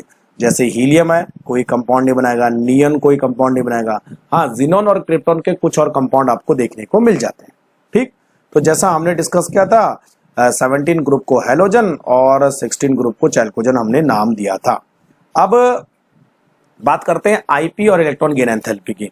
तो बच्चों इनसे इलेक्ट्रॉन निकालना बहुत मुश्किल है, तो इनकी आईपी ज्यादा होगी, लेकिन ये आसानी से इलेक्ट्रॉन गेन कर लेंगे। तो इनकी इलेक्ट्रॉन गेन एंथैल्पी सबसे ज्यादा होती है, और वो सबसे ज्यादा किसकी होती है? 17 ग्रुप की इलेक्ट्रॉन गेन एंथैल्पी सबसे ज्यादा होती है, ठीक है। तो जो 17 ग्रुप के एलिमेंट है इनको केवल एक इलेक्ट्रॉन की जरूरत है, तो एक इलेक्ट्रॉन एक्सेप्ट करके नोबल गैस का कॉन्फ़िगरेशन प्राप्त कर लेते हैं। अब अगर मैं इनकी रिएक्टिविटी की बात करूं तो जो नॉन मेटालिक कैरेक्टर है वो ऊपर से नीचे कम होता है, क्योंकि ऊपर से नीचे मेटालिक कैरेक्टर बढ़ता है। तो अगर मैं फ्लोरीन टू आयोडीन चलूं तो फ्लोरीन सबसे ज्यादा नॉन मेटल और आयोडीन सबसे कम नॉन मेटल, तो जो रिएक्टिविटी है वो ऊपर से नीचे कम होगी। तो इसमें उल्टा होता है, नीचे से ऊपर रिएक्टिविटी बढ़ती है और ऊपर से नीचे रिएक्टिविटी कम होती है। Clear? D block also called transition element. D block में ग्रुप नंबर 3 से लेकर और ग्रुप नंबर 12 तक टोटल कितने ग्रुप होते हैं बच्चों? 10 ग्रुप होते हैं, क्योंकि डी के अंदर कितने इलेक्ट्रॉन आ सकते हैं? 10 इलेक्ट्रॉन आ सकते हैं। जनरल इलेक्ट्रॉनिक कॉन्फ़िगरेशन n-1d 1 से लेकर 10 और NS0 to 2 n की वैल्यू 4 से 7 होती है, क्योंकि जो डी ऑर्बिटल है वो 3d से स्टार्ट होते हैं। अब डी ब्लॉक के सारे एलिमेंट मेटल है। किस तरह के मेटल है? हार्ड मेटल है। तो हार्ड मेटल होने की वजह से इनके बॉइलिंग पॉइंट और मेल्टिंग पॉइंट काफी ज्यादा होते हैं। ये कलर्ड कंपाउंड बनाते हैं, जैसे आपने FeSO4 देखा होगा ग्रीन कलर का, KMnO4 पर्पल कलर का, है ना। और ये जो वेरिएबल वैलेंसी शो करते हैं इनका ऑक्सीडेशन नंबर 1 से ज्यादा होता है। जैसे आयरन है +2 भी है, +3 भी है, मैग्नीज है +1 से लेकर +7 तक जाता है, ठीक है। अब ये जो मैग्नेटिक प्रॉपर्टी शो करते हैं या तो ये पैरामैग्नेटिक होंगे या तो ये डायामैग्नेटिक होंगे। जिन एलिमेंट में सारे इलेक्ट्रॉन पेयर होंगे वो डायामैग्नेटिक होंगे, और अगर कोई अनपेयर इलेक्ट्रॉन आ जाता है तो ये पैरामैग्नेटिक होने की कोशिश करेंगे, ठीक है। और बच्चों इनके एलिमेंट कैटलिस्ट की तरह भी काम करते हैं। जैसे हैबर प्रोसेस में आयरन काम करता है, ठीक है, कॉन्टैक्ट प्रोसेस में प्लेटिनम काम करता है, तो कैटलिस्ट की तरह काम करते हैं। कैटलिस्ट वो एलिमेंट होते हैं जो रेट ऑफ रिएक्शन को बढ़ा देते हैं। तो colour, variable oxidation number, paramagnetism और कैटलिस्ट, ये थोड़ा सा डिफरेंट प्रॉपर्टी है एस और पी ब्लॉक से। अब एक और इंपॉर्टेंट चीज आपको ध्यान रखनी है, जिंक, कैडमियम और मरकरी का जो इलेक्ट्रॉनिक कॉन्फ़िगरेशन है वो होता है D10, n-1 D10 और NS2। तो बच्चों ये तीनों एलिमेंट फिक्स वैलेंसी शो करते हैं, वो है +2। तो इन 3 एलिमेंट को हम ट्रांजिशन एलिमेंट काउंट नहीं करते हैं, क्योंकि ग्राउंड स्टेट और एक्साइटेड स्टेट दोनों कंडीशन में इनकी वैलेंसी फिक्स होती है। That's why they are not considered as a transition element, याद रखिए। अगर मैं इनकी प्रॉपर्टी की बात करूं तो ये एस ब्लॉक और पी ब्लॉक के बीच में है, तो इनकी प्रॉपर्टी भी एस ब्लॉक और पी ब्लॉक के इंटरमीडिएट होगी। लास्ट डिस्कस करते हैं F block element, also called inner transition element. नीचे जो बॉटम पे 2 रोज है, एक लेंथेनाइड्स और एक एक्टिनाइड्स, इनको हम एफ ब्लॉक एलिमेंट बोलते हैं। तो जो लेंथेनाइड्स हैं वो शुरू होता है सीरियम 58 से, खत्म होता है ल्यूटेटियम 71 तक, और एक्टिनॉइड शुरू होते हैं थोरियम 90 से और खत्म होते हैं लॉरेंशियम 103 तक। तो टोटल हमारे पास 28 एलिमेंट्स है, 14 एक सीरीज में, 14 दूसरी सीरीज में। इलेक्ट्रॉनिक कॉन्फ़िगरेशन, अरे ये नंबर चेंज हो गया मुझे लगता है ना, तो यहाँ 3 आना चाहिए था, चलो मैं ठीक कर लूंगा इसे। तो इलेक्ट्रॉनिक कॉन्फ़िगरेशन होगा n-2f 1 to 14, n-1 d 0 to 1 है ना, d बच्चों 0 1 होता रहेगा और s पूरा भरा है ns2, n की वैल्यू होगी 6 to 7। तो f ब्लॉक में केवल 2 ही सीरीज है, एक है 4f सीरीज और दूसरी है 5f सीरीज। 4f सीरीज को लेंथेनॉइड और 5f सीरीज को एक्टिनॉइड हमने नाम दिया। तो f ब्लॉक एलिमेंट का जो लास्ट इलेक्ट्रॉन है वो कहाँ जाएगा, f ऑर्बिटल में जाएगा, इसीलिए इनको f ब्लॉक एलिमेंट कहा जाता है ना। और इनको हमने एक और नाम दिया इनर ट्रांजिशन एलिमेंट, वो आपको मालूम है। ये भी डी ब्लॉक की तरह सारे मेटल होते हैं और जितनी भी प्रॉपर्टी डी ब्लॉक की है वो सारी की सारी प्रॉपर्टी एफ ब्लॉक की होती है। यानी ये कैटलिस्ट भी हैं, ये कलर कंपाउंड भी बनाते हैं और ये मैग्नेटिक प्रॉपर्टी भी शो करते हैं, वो सारी चीजें इसमें भी इंक्लूड होती हैं। तो जो केमिकल प्रॉपर्टी एक्टिनाइड्स की है वो ज्यादा कॉम्प्लिकेटेड है as compare to lanthanides, because जो एक्टिनाइड्स है उनका जो ऑक्सीडेशन स्टेट है वो काफी ज्यादा वेरिएबल होता है। Large number of oxidation shown by the actinides rather than lanthanide, इसी वजह से इनकी केमिस्ट्री इनको समझना काफी मुश्किल होता है। तो जितने भी एक्टिनॉइड्स है they are a radioactive element, ये काफी इंपॉर्टेंट पॉइंट है, चाहे वो थोरियम हो चाहे यूरेनियम हो, they all are a radioactive elements. और जो एक्टिनाइड्स है उसमें कई सारे एलिमेंट सिंथेटिक भी होते हैं। तो रेडियो एक्टिव एलिमेंट का मतलब कि ऐसे एलिमेंट जिनका मास लगातार कम होता रहता है क्योंकि ये रेडिएशन को इमिट करते हैं। अब एक और इंपॉर्टेंट, जैसा मैंने आपको बताया था कि एटॉमिक नंबर आफ्टर 92 किसका, यूरेनियम। तो यूरेनियम के बाद जितने भी एलिमेंट आपको दिखते हैं उनको हमने नाम दिया ट्रांस यूरेनिक एलिमेंट, यानी एलिमेंट आफ्टर यूरेनियम। अब एक क्वेश्चन लगाते हैं, देखो, the electronic configuration of 4 element are given below, which element does not belong to the same family as other. अब देखो है ना, तो यहां पर जो एलिमेंट है उसमें जो लास्ट इलेक्ट्रॉन है वो कहां गया, डी में, क्योंकि D10 हुआ तो ये डी ब्लॉक का एलिमेंट है। यहां पर भी लास्ट इलेक्ट्रॉन कहां गया, डी में, ये भी डी ब्लॉक का एलिमेंट है। यहां पर लास्ट इलेक्ट्रॉन कहां गया, पी में, क्योंकि पी भर रहा भी, तो ये पी ब्लॉक का एलिमेंट है। यहां पर लास्ट इलेक्ट्रॉन कहां गया, डी में, क्योंकि D10 अभी अभी कंप्लीट हुआ है डी। तो बच्चों डिफरेंट कौन सा है, सी। बाकी तीनों एलिमेंट ए बी और डी डी ब्लॉक का एलिमेंट है, सी जो है पी ब्लॉक का एलिमेंट होता है। तो चलिए बच्चों नेक्स्ट हम डिस्कस करते हैं metals, non metals and metalloids. Periodic table में s block, d block and f block के सारे एलिमेंट्स मेटल्स हैं, लेकिन जो पी ब्लॉक है उसमें तीनों तरह के एलिमेंट्स होते हैं, metals, non metals and semi metals. Clear. तो पहले मेटल्स की बात करते हैं। तो पीरियोडिक टेबल में 78% एलिमेंट मेटल्स हैं, और अगर मैं मेटल की प्रॉपर्टी देखूं तो left hand side metallic property ज्यादा होगी और जैसे जैसे हम राइट हैंड साइड बढ़ेंगे मेटेलिक प्रॉपर्टी कम होती जाएगी। मेटल की जो फिजिकल प्रॉपर्टी है उसमें आपने पढ़ा होगा कि मेटल्स रूम टेम्परेचर पर सॉलिड होते हैं, लेकिन कुछ एक्सेप्शन यहाँ पर है, जैसे मरकरी लिक्विड स्टेट में पाया जाता है, और कुछ ऐसे एलिमेंट है जैसे गैलियम एंड सीजियम, ये लो बॉइलिंग पॉइंट रखते हैं, तो समर में ये लिक्विड स्टेट में पाए जाते हैं। तो गैलियम का बॉइलिंग पॉइंट है 303 केल्विन और सीजियम का है 302 केल्विन। तो मेटल के जो मेल्टिंग पॉइंट और बॉइलिंग पॉइंट है वो यूजुअली हाई होते हैं नॉन मेटल से। They are good conductor of heat and electricity और they are malleable, ductile and sonorous. Clear.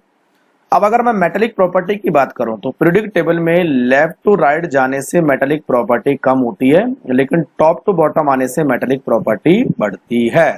तो नेक्स्ट हमारे पास है नॉन मेटल्स। पी ब्लॉक के अंदर metal, non metal and semi metal तीनों आते हैं। अगर मैं सेमी मेटल की बात करूं तो सेमी मेटल इस तरह से जिगजैग लाइन में है। सेमी मेटल के ऊपर नॉन मेटल है और सेमी मेटल के नीचे मेटल है, यानी जो सेमी मेटल है वो बॉर्डर लाइन है मेटल और नॉन मेटल की। अब अगर इनकी प्रॉपर्टी की बात की जाए किस तरह से नॉन मेटल प्रॉपर्टी कम और ज्यादा होती है, तो बच्चों left to right non metal property बढ़ती है और top to bottom non metal property कम होती है। यानी पीरियोडिक टेबल में अपर राइट हैंड साइड जितने भी एलिमेंट है वो ज्यादा नॉन मेटेलिक बिहेवियर शो करते हैं। जो नॉन मेटल होते हैं वो जनरली सॉलिड्स और गैस होते हैं रूम टेम्परेचर पर, और इनके मेल्टिंग पॉइंट और बॉइलिंग पॉइंट काफी कम होते हैं। लेकिन इसमें एक्सेप्शन कौन है? बोरॉन एंड कार्बन यहां पर एक्सेप्शन है। They are poor conductor of heat and electricity. अगर मैं नॉन मेटल की प्रॉपर्टी की बात करूं तो बच्चों ये न तो मैलिएबल होते हैं और न ही डक्टाइल होते हैं, और ये ब्रिटिल होते हैं, यानी आसानी से टूट जाते हैं जब हम इन पर प्रेशर अप्लाई करते हैं। तो जैसे मैंने आपको बताया था कि top to bottom non metallic property कम होती है और left to right non metallic property बढ़ती है। तीसरे टाइप के एलिमेंट है सेमी मेटल। तो जैसे मैंने आपको बोला था कि पी ब्लॉक के अंदर एक जिगजैग लाइन है जहां पर सेमी मेटल प्रेजेंट है। तो कौन कौन से सेमी मेटल प्रेजेंट है? सिलिकॉन, जर्मेनियम, आर्सेनिक, एंटीमनी और टेलुरियम। तो बच्चों ये इनका पोजीशन इस तरह से है, इसके ऊपर नॉन मेटल और इसके नीचे मेटल। अब सेमी मेटल को एक और नाम से जाना जाता है, they are also called metalloids. तो जो सेमी मेटल है वो मेटल और नॉन मेटल दोनों की प्रॉपर्टी शो करते हैं। अब 3 क्वेश्चन हम लगाते हैं मेटल और नॉन मेटल से रिलेटेड। पहला क्वेश्चन है arrange the following element in increasing order of metallic character. तो जैसे मैंने आपको बोला था left to right metallic character कम होता है, top to bottom metallic character बढ़ता है। तो सबसे पहले इन एलिमेंट की आप पोजीशन देखिए। बेरिलियम की बात करूं तो बच्चों बेरिलियम यहां पर होगा और बेरिलियम के जस्ट नीचे मैग्नीशियम होगा। मैग्नीशियम के राइट हैंड साइड सिलिकॉन होगा और सिलिकॉन के राइट हैंड साइड फास्फोरस होगा और मैग्नीशियम के लेफ्ट हैंड साइड सोडियम होगा। तो सबसे लेफ्ट कौन सा है बच्चों? सोडियम। अब देखिए बेरिलियम, मैग्नीशियम और सोडियम एस ब्लॉक के एलिमेंट है। तो एस ब्लॉक के एलिमेंट पी ब्लॉक के एलिमेंट से ज्यादा मेटेलिक होते हैं और सिलिकॉन और फास्फोरस पी ब्लॉक के एलिमेंट है।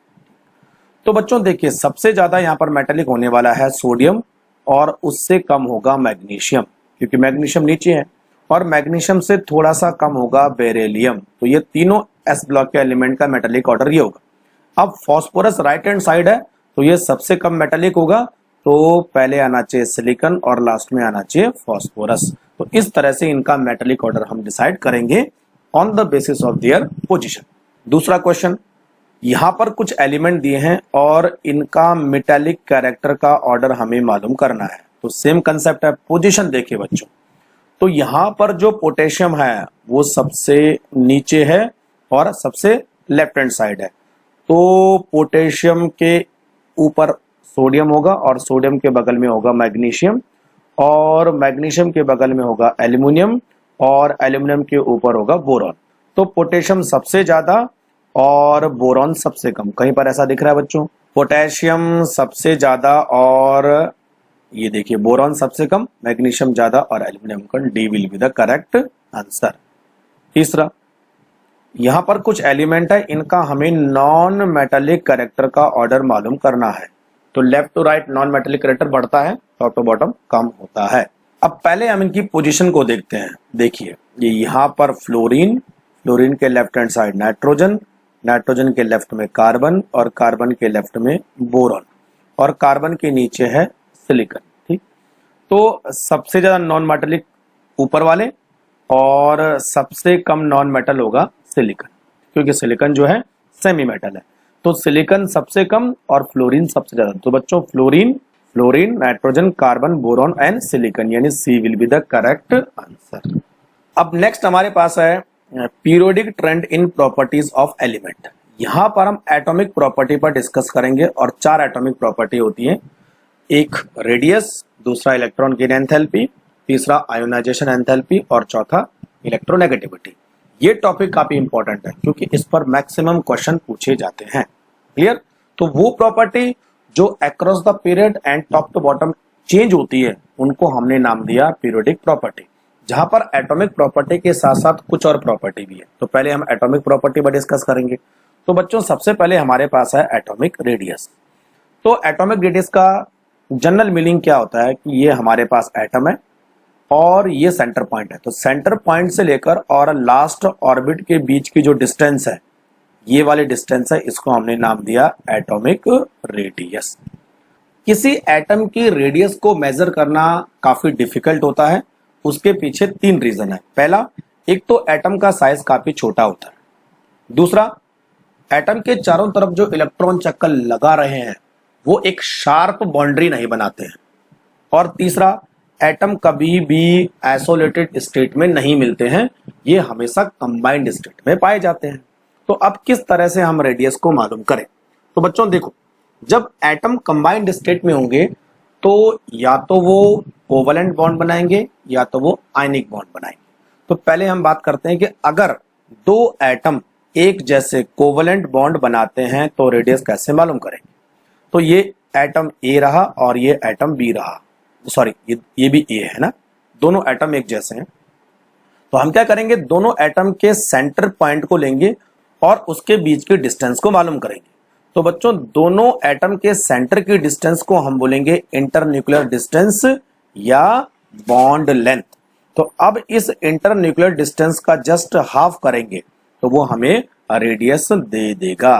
तो यानी ये जो रेडियस निकली है ये कोवलेंट बॉन्ड के थ्रू हमने मालूम की है, that's why it is called covalent radius. तो कोवलेंट रेडियस का मतलब होता है बॉन्ड लेंथ बाय 2, क्लियर, या इंटरन्यूक्लियर डिस्टेंस बाय 2। जैसे अगर मैं आपको एग्जांपल दूं क्लोरीन मॉलिक्यूल का, तो एक Cl और दूसरा Cl, दोनों Cl के बीच की जो बॉन्ड लेंथ है वो है 198 पिकोमीटर, तो इसकी रेडियस हो जाएगी 99 पिकोमीटर। तो इसी तरह से हम बाकी एटम की रेडियस मालूम करेंगे। तो आपने देखा किस तरह से हम कोवलेंट रेडियस मालूम करते हैं। अब बात करते हैं कि एटॉमिक रेडियस किस तरह से मेजर की जाती है। तो इसके लिए बच्चों स्पेक्ट्रोस्कोपिक मेथड और एक्सरे मेथड का यूज किया जाता है। अब दूसरे टाइप की रेडियस है मेटालिक रेडियस, यानी अगर हमारे पास कोई एलिमेंट है, जैसे सोडियम एलिमेंट है, तो सोडियम के कई सारे एटम इस तरह से एक दूसरे के आसपास लगे रहते हैं। तो यहाँ पर भी हम कोवलेंट रेडियस की तरह ही रेडियस को मेजर करेंगे। तो एक मेटल ये रहा और दूसरा मेटल ये रहा, तो दोनों मेटल के बीच की डिस्टेंस का हमने हाफ कर दिया, this will called metallic radius. जैसे अगर मैं सॉलिड कॉपर की बात करूं तो एक कॉपर और दूसरा कॉपर यानी दो कॉपर के बीच की डिस्टेंस है 256 पिकोमीटर, तो उसका आधा हो जाएगा 128 पिकोमीटर। तो ये कॉपर का रेडियस हो गए। अब बात करते हैं कि atomic radius across the period और टॉप टू बॉटम किस तरह से चेंज होती है। तो बच्चों जनरल रूल ये है कि across the period atomic radius decrease and top to bottom और in the group atomic radius increase. ये कुछ डेटा है जिसमें कि पहला पीरियड और सेकंड पीरियड और थर्ड पीरियड के कुछ एलिमेंट है। तो यहाँ पर देखिए लिथियम 152 और ये धीरे धीरे धीरे फ्लोरीन की तरफ कम होती रही है। उसी तरह सोडियम से और क्लोरीन की तरफ बढ़ेंगे तो ये कम हो रही है, यानी अक्रॉस द पीरियड ये रेडियस कम होती जाती है। अब इसके पीछे रीजन क्या है? देखो बच्चों, एक हमारे पास है लिथियम और दूसरा है बेरिलियम। तो जब हम अक्रॉस द पीरियड जाते हैं तो नंबर ऑफ ऑर्बिट फिक्स होते हैं, वैलेंसी सेल फिक्स होते हैं। तो लेफ्ट टू राइट जाने से नंबर ऑफ प्रोटॉन और नंबर ऑफ इलेक्ट्रॉन बढ़ते हैं, तो इससे इफेक्टिव न्यूक्लियर चार्ज ZeF बढ़ता है, यानी अट्रैक्शन फोर्स बढ़ता है, फोर्स ऑफ अट्रैक्शन बढ़ता है, जिस वजह से वॉल्यूम श्रिंक हो जाता है, तो रेडियस भी कम हो जाती है। उसी तरह हम ग्रुप की बात करें तो top to bottom radius increase होती है, और ये आपके सामने डेटा है फर्स्ट ग्रुप का और 17 ग्रुप का। तो रेडियस धीरे धीरे ऊपर से नीचे कम हो रही है। इसका रीजन है, दो रीजन है इसके, एक तो रिपल्शन और दूसरा डिस्टेंस। जब हम ऊपर से नीचे आते हैं तो बच्चों नंबर ऑफ ऑर्बिट बढ़ते हैं, तो नंबर ऑफ ऑर्बिट बढ़ते हैं तो वैलेंस इलेक्ट्रॉन प्रोटॉन से दूर जाएगा, तो डिस्टेंस बढ़ने से रेडियस बढ़ती है। दूसरा, नंबर ऑफ इलेक्ट्रॉन बढ़ेंगे, नंबर ऑफ इलेक्ट्रॉन बढ़ने से रिपल्शन बढ़ता है, रिपल्शन मतलब शील्डिंग इफेक्ट बढ़ता है, तो वैलेंस इलेक्ट्रॉन और दूर जाएगा, जिस वजह से रेडियस भी बढ़ेगी। क्लियर? अब एक चीज आपको याद रखनी है कि जो रेडियस है लेफ्ट टू राइट वो 17 ग्रुप तक ही कम होती है, और 18 ग्रुप की रेडियस पूरे पीरियड में मैक्सिमम होती है। ये ध्यान रखना, noble guys have maximum radius in a period. यानी अगर मैं सोडियम से लेकर और क्लोरीन तक की बात करूं तो रेडियस कम होगी, लेकिन जैसे आर्गन की बात करें तो रेडियस बढ़ जाती है। यानी सबसे ज्यादा रेडियस होगी इनर्ट गैस की किसी भी पीरियड में। अब इसका रीजन क्या है बच्चों? पहली बात, जो इनर्ट गैस है वो मॉलिक्यूल नहीं बनाते हैं, तो इनकी रेडियस न तो कोवलेंट है न तो मेटेलिक है। इनकी रेडियस को हम वंडर वाल रेडियस की तरह काउंट करते हैं। ये देखिए, तो नोबल गैस के बीच में जो फोर्स ऑफ अट्रैक्शन है वो कम है, तो एटम दूर दूर है, दूर दूर होने की वजह से ये जो रेडियस है वो ज्यादा हो जाती है, और उसी रेडियस को हमने नाम दिया वंडरवाल रेडियस। तो बच्चों, जो वंडरवाल रेडियस होती है वो दो मॉलिक्यूल के बीच में होती है, या दो ऐसे एटम के बीच में होती है जो मॉलिक्यूल नहीं बनाते। यहां पर देखो, क्लोरीन का एग्जांपल मैं आपको देता हूं। ये क्लोरीन का एक मॉलिक्यूल है, ये क्लोरीन का दूसरा मॉलिक्यूल है। ये वाली जो डिस्टेंस है वो बॉन्ड लेंथ है, ये बॉन्ड लेंथ है, तो बॉन्ड लेंथ का आधा यानी ये जो रेडियस हुई वो कोवेलेंट रेडियस हुई, है ना। तो कोवेलेंट रेडियस यहां पर आई 0.99 एंगस्ट्रॉन, क्लियर, या 99 पिकोमीटर। अब ये जो डिस्टेंस है यहां से लेकर और यहां तक, इस डिस्टेंस को हमने नाम दिया वंडरवाल डिस्टेंस। अब ये जो वंडरवाल डिस्टेंस है इसका अगर आधा कर दो तो वो हो जाएगा वंडरवाल रेडियस। तो ये आती है 1.80, लगभग डबल। तो देख रहे हो, कोवेलेंट रेडियस वंडरवाल रेडियस से कम होती है। तो नोबल गैस के केस में इसी रेडियस को हम काउंट करते हैं, because they are monoatomic. तो समझ गए बात मेरी। अब बात करते हैं आयनिक रेडियस। तो जैसा हमने एटॉमिक रेडियस में मेजरमेंट किया था वही आयनिक रेडियस में मेजरमेंट करेंगे। यहां पर हम आयन की बात करेंगे, तो जैसे सोडियम आयन है, तो सोडियम है 2 और 8। सोडियम आयन में 2 और 8 इलेक्ट्रॉन होंगे, 10 इलेक्ट्रॉन होंगे। तो सेंटर से लेकर और लास्ट ऑर्बिट के इलेक्ट्रॉन की जो डिस्टेंस है that is called ionic radius. तो एटम के केस में एटम जोड़ना है, आयन के केस में आयन जोड़ना है। अब यहां पर कुछ और चीजें इंपॉर्टेंट है। There are 2 type of ion, एक होता है कैटायन और दूसरा होता है एनायन। तो जब कोई एटम इलेक्ट्रॉन को गेन करता है एनायन बनाता है, और जब कोई एटम इलेक्ट्रॉन को लूज करता है तो कैटायन बनाता है, ठीक है। अब यहां पर पूछा जाता है कि कैटायन का साइज बड़ा होगा कि एनायन का साइज बड़ा होगा। देखो बच्चों, तो हम एग्जांपल लेते हैं सोडियम एंड सोडियम प्लस। तो सोडियम के पास इलेक्ट्रॉन है 281 और सोडियम के आयन के पास है 2 और 8। देखो, तो जब एक इलेक्ट्रॉन निकलता है तो एक या तो नंबर ऑफ ऑर्बिट कम होगा और अट्रैक्शन फोर्स बढ़ जाता है। देखो, the force of attraction will increase, क्योंकि रिमेनिंग इलेक्ट्रॉन पर तो अट्रैक्शन फोर्स बढ़ेगा तो रेडियस भी कम हो जाता है। वहीं अगर मैं एनायन की बात करूं, जैसे Cl और Cl माइनस, तो Cl है 287 और यहां पर है 288। देखो, इलेक्ट्रॉन बढ़ गए। जब इलेक्ट्रॉन बढ़ते हैं तो फोर्स ऑफ रिपल्शन बढ़ता है, और फोर्स ऑफ रिपल्शन बढ़ने से रेडियस भी बढ़ती है। तो बच्चों, कोई भी कैटायन अपने पेरेंट एटम से छोटा होता है और कोई भी एनायन अपने पेरेंट एटम से बड़ा होता है। क्लियर। यहां पर हम एग्जांपल देखेंगे F माइनस। तो जो F माइनस है वो 136 है, जबकि F कितना है 64 पिकोमीटर। सोडियम प्लस है 95 पिकोमीटर और सोडियम आयन है 186 पिकोमीटर। साफ साफ दिख रहा है, ठीक। तो इलेक्ट्रॉन आने से रिपल्शन बढ़ेगा तो रेडियस भी बढ़ेगा, इलेक्ट्रॉन जाने से अट्रैक्शन बढ़ेगा तो साइज कम होगा। अब बात करते हैं आइसो इलेक्ट्रॉनिक स्पीसीज। तो ऐसे एटम या आयन जिनमें नंबर ऑफ इलेक्ट्रॉन सेम होते हैं, नंबर ऑफ इलेक्ट्रॉन सेम होते हैं, इक्वल होते हैं, इनको हम बोलते हैं आइसो इलेक्ट्रॉनिक स्पीसीज। जैसे एग्जांपल है O2 minus, F minus, Na plus और Mg+2। इन सब में कितने इलेक्ट्रॉन है बच्चों? 10 इलेक्ट्रॉन है। They are called isoelectronic species. अब यहां पर पूछा जाता है कि आइसो इलेक्ट्रॉनिक स्पीसीज का साइज क्या होगा, यानी साइज का ऑर्डर क्या होगा, ठीक। तो देखो बच्चों, जैसे हमारे पास है Al और Al प्लस, तो जैसे जैसे पॉजिटिव चार्ज बढ़ेगा वैसे वैसे साइज कम होगा, और जैसे जैसे नेगेटिव चार्ज बढ़ेगा, जैसे N माइनस, N2 माइनस, तो वैसे वैसे साइज भी बढ़ेगा। तो इलेक्ट्रॉन आने से या नेगेटिव चार्ज आने से साइज बढ़ता है और पॉजिटिव चार्ज आने से साइज कम होता है, ठीक है। अच्छा, इसका रीजन क्या है? देखो, जैसे हमारे पास है O2 माइनस और F माइनस, तो दोनों के अंदर इलेक्ट्रॉन 10 है, लेकिन प्रोटॉन अलग है। इसके अंदर जो प्रोटॉन है वो है 8 और इसके अंदर जो प्रोटॉन है वो है 9। ठीक, अब जितने ज्यादा प्रोटॉन होंगे अट्रैक्शन फोर्स उतना ज्यादा होगा, तो साइज उतना कम होगा। इसका मतलब प्लस चार्ज जितना बढ़ेगा या माइनस चार्ज जितना कम होगा उतना साइज भी कम होगा, क्योंकि नंबर ऑफ प्रोटॉन बढ़ रहे हैं। नंबर ऑफ प्रोटॉन बढ़ने से अट्रैक्शन फोर्स बढ़ता है, जिस वजह से साइज कम होता है। तो ये हमारे पास आइसो इलेक्ट्रॉन का साइज का ऑर्डर है। देखो N3 सबसे ज्यादा, फिर O2 उससे कम, F माइनस उससे कम, N नियॉन, फिर Na plus, Mg+2, Al plus.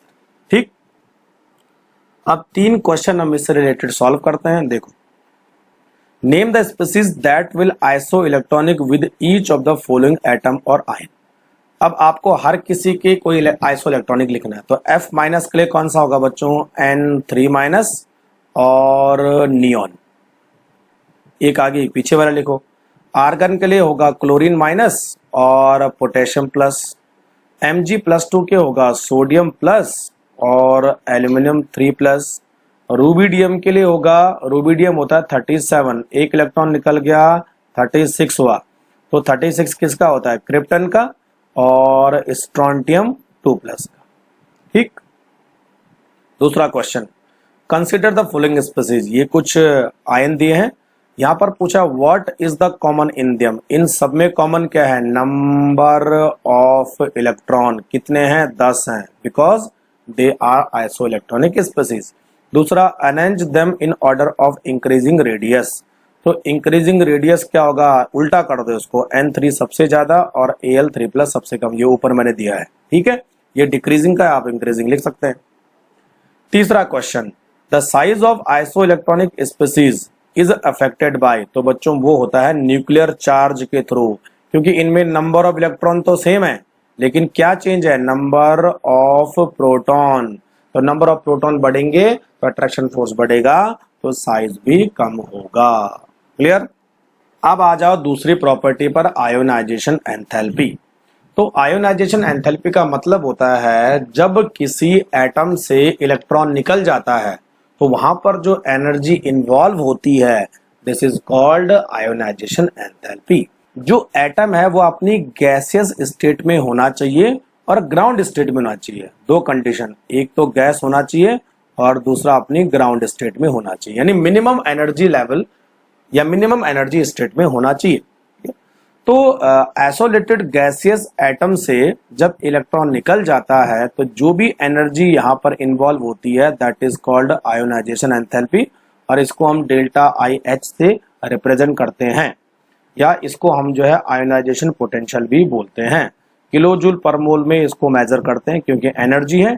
और बच्चों एक चीज हमेशा ध्यान रखना, जो आयोनाइजेशन एंथैल्पी है वो हमेशा एंडोथर्मिक होगी।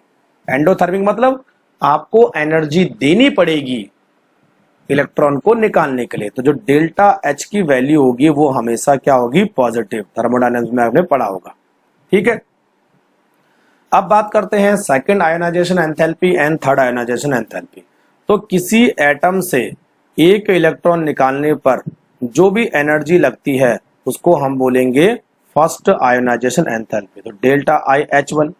अब इसी एटम से दूसरे इलेक्ट्रॉन को निकालने में जो एनर्जी लगेगी it is called second ionisation enthalpy. तो इसी तरह बच्चों थर्ड, फोर्थ, फिफ्थ टाइप की आयोनाइजेशन एंथैल्पी होती है, यानी एक ही एटम से एक एक करके इलेक्ट्रॉन निकालते जाओगे तो पहला निकालोगे पहली IP, दूसरा निकालोगे दूसरी IP, तीसरा निकालोगे तीसरी IP। क्लियर? तो यहाँ पर देखिए X प्लस और यहाँ X2 प्लस, तो ये सेकंड आयोनाइजेशन एंथैल्पी हुई। अब एक ही एटम के अलग अलग आयोनाइजेशन एंथैल्पी है, तो बच्चों हमेशा ये ध्यान रखना जो थर्ड वाली IP होगी वो सेकंड से ज्यादा होगी, सेकंड वाली पहले से ज्यादा होगी। क्यों? क्योंकि जैसे जैसे आप इलेक्ट्रॉन निकालते जाओगे तो जो रिमेनिंग इलेक्ट्रॉन बचेंगे उन पर अट्रैक्शन फोर्स बढ़ता जाएगा, और जब अट्रैक्शन फोर्स बढ़ेगा तो आपको ज्यादा एनर्जी खर्च करनी पड़ेगी उन बचे हुए इलेक्ट्रॉन को निकालने के लिए। इसीलिए थर्ड वाली ज्यादा, सेकंड वाली कम, पहली वाली और कम। अब बात करते हैं कि पहले मैं आपको ये बता दूं कि जो आयोनाइजेशन एंथैल्पी है वो लेफ्ट टू राइट और टॉप टू बॉटम कैसे चेंज होती है। तो दो ग्राफ हमारे पास है, देखो यहाँ लिथियम से और नियॉन की तरफ हम गए, यानी लेफ्ट टू राइट जा रहे हैं। तो बच्चों लेफ्ट टू राइट आईपी की वैल्यू बढ़ती है, लेफ्ट टू राइट आईपी की वैल्यू बढ़ती है।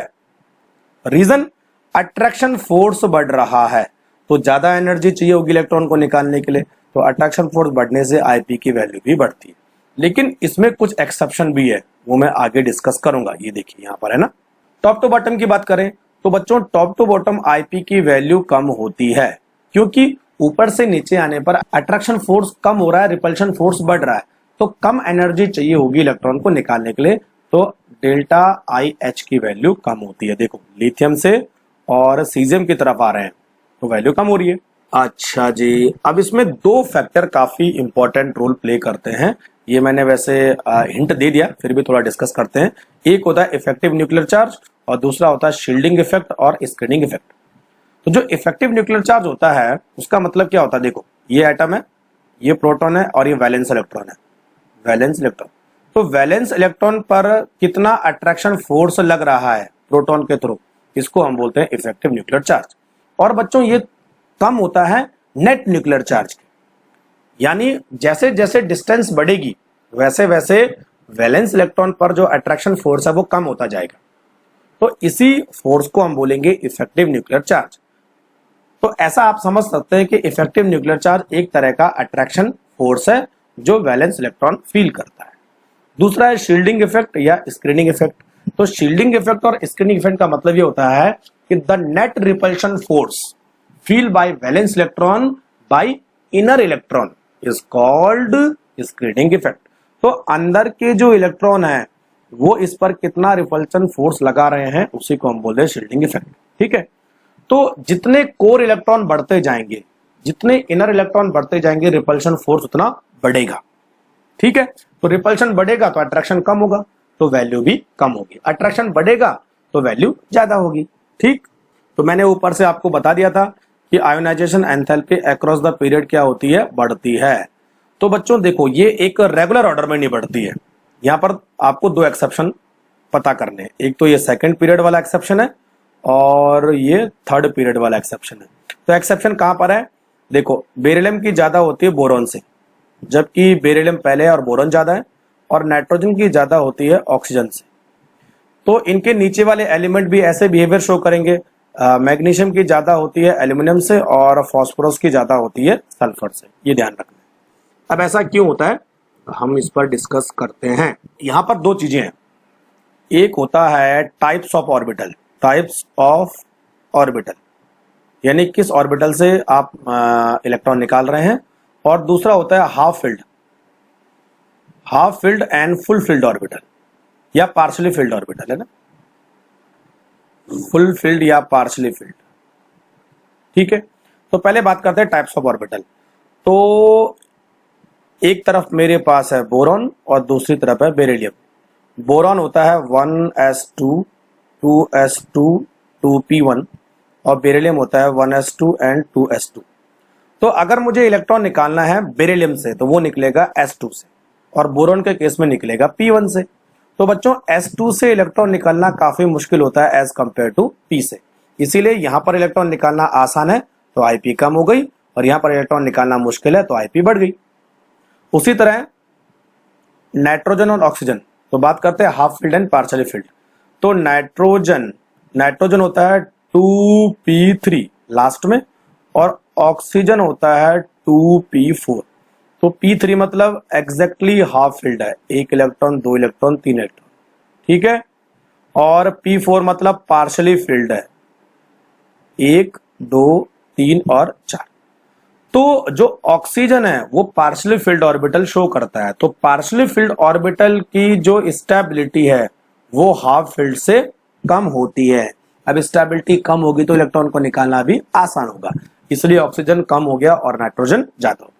तो बच्चों ये नीचे इन दोनों का ही मैंने डिस्क्रिप्शन दिया है, आप ध्यान से पढ़ सकते हैं। Ionisation enthalpy down the group, तो ऊपर से नीचे आने पर आईपी की वैल्यू कम होती है। उसका रीजन क्या है, एक तो साइज बढ़ रहा है और दूसरा अट्रैक्शन फोर्स कम हो रहा है और तीसरा रिपल्शन फोर्स बढ़ रहा है। तो जब रिपल्शन फोर्स बढ़ता है तो इलेक्ट्रॉन को निकालना आसान होता है, और अट्रैक्शन फोर्स कम होता है तो भी इलेक्ट्रॉन को निकालना आसान होता है। तो शील्डिंग इफेक्ट बढ़ रहा है, शील्डिंग इफेक्ट जो है बढ़ रहा है और इफेक्टिव न्यूक्लियर चार्ज कम हो रहा है। ठीक है, अब दो क्वेश्चन लगाते हैं। देखो, which one of the following statement incorrect, incorrect वाला ढूंढना है आपको, किसके रिलेटेड, आयोनाइजेशन एंथैल्पी के रिलेटेड। ठीक, तो पहला पढ़ते हैं, ionisation enthalpy increase for each successive electron, यानी तीसरी ज्यादा दूसरी कम पहली कम। ठीक है, तो ये ठीक है। दूसरा, the greatest increase in the ionisation enthalpy is experience on removal of electron from core noble gas electronic configuration. ये बिल्कुल सही है। जो नोबल गैस का इलेक्ट्रॉनिक कॉन्फ़िगरेशन है वो सबसे ज्यादा स्टेबल है, तो यहां से इलेक्ट्रॉन निकालना सबसे मुश्किल होगा, तो आईपी की वैल्यू बढ़ेगी।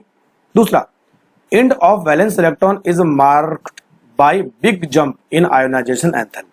इसका मतलब ये हुआ कि आपके पास कोई इलेक्ट्रॉनिक कॉन्फ़िगरेशन दिया है 2p6 एंड 3s1, तो यहां पर देखिए एक ऑर्बिटल ये रहा और दूसरा ऑर्बिटल ये रहा। जब आप इलेक्ट्रॉन इस ऑर्बिटल से निकालोगे तो आसानी से निकल जाएगा, लेकिन उसके बाद जब कोई इनर्ट गैस का कॉन्फ़िगरेशन आपको दिखेगा तो यहां से इलेक्ट्रॉन निकालना टफ होगा। तो दोनों वैल्यू के बीच में लार्ज गैप आपको मिलेगा। क्लियर, तो ये भी ठीक है, तो आंसर हो गया डी। अब डी क्या बोल रहा है, removal of electron from the orbital bearing lower N value is easier than from the orbital having higher N value. Lower N value मतलब इलेक्ट्रॉन अंदर है, हायर एन वैल्यू मतलब इलेक्ट्रॉन बाहर है। सपोज मान लीजिए कि ये कोई एटम है और दो ऑर्बिट है, तो ये रहा n1 और ये रहा n2। तो बच्चों n1 पर ज्यादा अट्रैक्शन फोर्स है तो इलेक्ट्रॉन निकालना मुश्किल होगा, तो ये वैल्यू बढ़ेगी, तो इसलिए D will be the correct answer. अब आ जाओ क्वेश्चन नंबर 2 पर। यहां पर कुछ इलेक्ट्रॉनिक कॉन्फ़िगरेशन दिए हुए हैं और ये पूछा है कि यहां पर जो डिफरेंस होगा वो सबसे हाई होगा सेकंड और थर्ड में। तो किस में सबसे हाई होगा, सेकंड और थर्ड। सेकंड और थर्ड पूछ रहा हूं मैं ना, नॉट फर्स्ट। तो सेकंड और थर्ड मतलब सेकंड इलेक्ट्रॉन अलग ऑर्बिटल से निकलेगा और थर्ड इलेक्ट्रॉन अलग ऑर्बिटल से निकलेगा। देखो, तो मुझे लगता है पहला ही आंसर आने वाला है। यहां पर जब एक इलेक्ट्रॉन निकाल दोगे तो ये हो जाएगा 3s1। ठीक है, दूसरा इलेक्ट्रॉन निकालोगे तो वो हो जाएगा 2p6, यानी पहला और दूसरा एक ही ऑर्बिटल से निकल रहे हैं, तो पहले और दूसरे आईपी में कोई गैप नहीं होगा। लेकिन जब आप तीसरा इलेक्ट्रॉन निकालोगे तो इनर्ट गैस का इलेक्ट्रॉनिक कॉन्फ़िगरेशन आपको मिलेगा जहां से इलेक्ट्रॉन निकालना काफी मुश्किल होगा, तो इसीलिए आपको सेकंड और थर्ड में लार्ज गैप मिलेगा, न कि फर्स्ट एंड सेकंड में। यहां पर देखो, यहां पर फर्स्ट और सेकंड में मिलेगा, यहां पर फर्स्ट और सेकंड में नहीं मिलेगा। यहां पर आपको फर्स्ट इजी होगा, सेकंड और थर्ड भी इजी होगा, फोर्थ काफी मुश्किल होगा क्योंकि फोर्थ इनर्ट गैस है। तो बच्चों लार्ज गैप आपको तभी मिलेगा जब नेक्स्ट इलेक्ट्रॉन इनर्ट गैस से निकालना आप चाहोगे। क्लियर। तीसरी प्रॉपर्टी है इलेक्ट्रॉन गेन एंथैल्पी। तो इलेक्ट्रॉन गेन एंथैल्पी का मतलब ये होता है जब कोई gaseous atom, isolated gaseous atom एक इलेक्ट्रॉन को रिसीव करता है और नेगेटिव गैसियस एटम बनाता है, तो यहां पर जो एनर्जी इन्वॉल्व होती है, this amount of energy is called electron gain enthalpy, और इसको हम डेल्टा EgH से भी रिप्रेजेंट करते हैं। क्लियर। अब एक इंपॉर्टेंट चीज आपको समझनी है, जब कोई एटम इलेक्ट्रॉन गेन करता है तो नेगेटिव आयन में कन्वर्ट हो जाता है। तो बच्चों यहां पर जो एनर्जी है वो सप्लाई भी हो सकती है और निकल भी सकती है, यानी प्रोसेस में भी एंडोथर्मिक और एक्सोथर्मिक, ये आपको बहुत समझना है। ठीक, तो यानी डेल्टा H पॉजिटिव भी हो सकता है और नेगेटिव भी हो सकता है। अब देखिए 99% केस में, यानी मोस्ट ऑफ केस में एनर्जी रिलीज होती है, तो डेल्टा H की वैल्यू क्या होगी बच्चों, नेगेटिव होगी। केवल कुछ ही ऐसे एलिमेंट है जहां पर एनर्जी सप्लाई की जाती है इलेक्ट्रॉन को गेन करने के लिए, तो वहां पर जो वैल्यू होगी वो पॉजिटिव होगी। तो कौन कौन से ऐसे एलिमेंट है जहां पर डेल्टा EgH की वैल्यू पॉजिटिव होगी, एक है नाइट्रोजन, एक दूसरा है बेरिलियम, तीसरा है मैग्नीशियम और चौथा है नोबल गैस। तो बच्चों इन चार केस में एनर्जी देनी पड़ेगी, तो डेल्टा EgH की वैल्यू पॉजिटिव होगी बाकी हर किसी केस में डेल्टा EGH की वैल्यू नेगेटिव होगी, यानी रिएक्शन विल बी एक्सोथर्मिक। अब सबसे ज्यादा इलेक्ट्रॉन गेन एंथैल्पी कौन से ग्रुप रखते हैं? तो बच्चों वो है 17 ग्रुप के एलिमेंट। तो 17 ग्रुप यानी halogen having most electron gain enthalpy elements. तो यहां पर हम बात करेंगे less negative and more negative.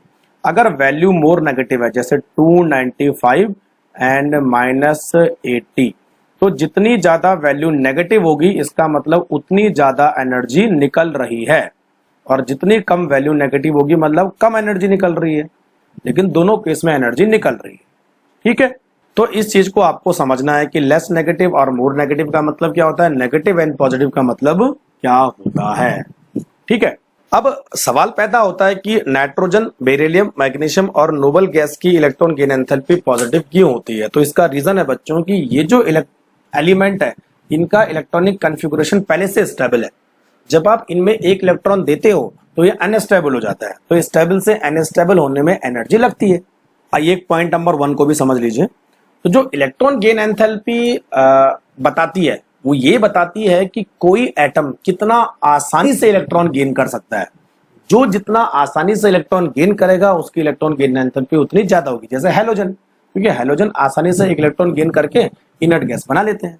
अच्छा, अब बात करते हैं टॉप टू बॉटम और लेफ्ट टू राइट है वो इलेक्ट्रॉन गेन एंथैल्पी किस तरह से चेंज होती है। तो जनरली ये बोला जाता है कि left to right electron gain enthalpy increase and top to bottom electron gain enthalpy decrease.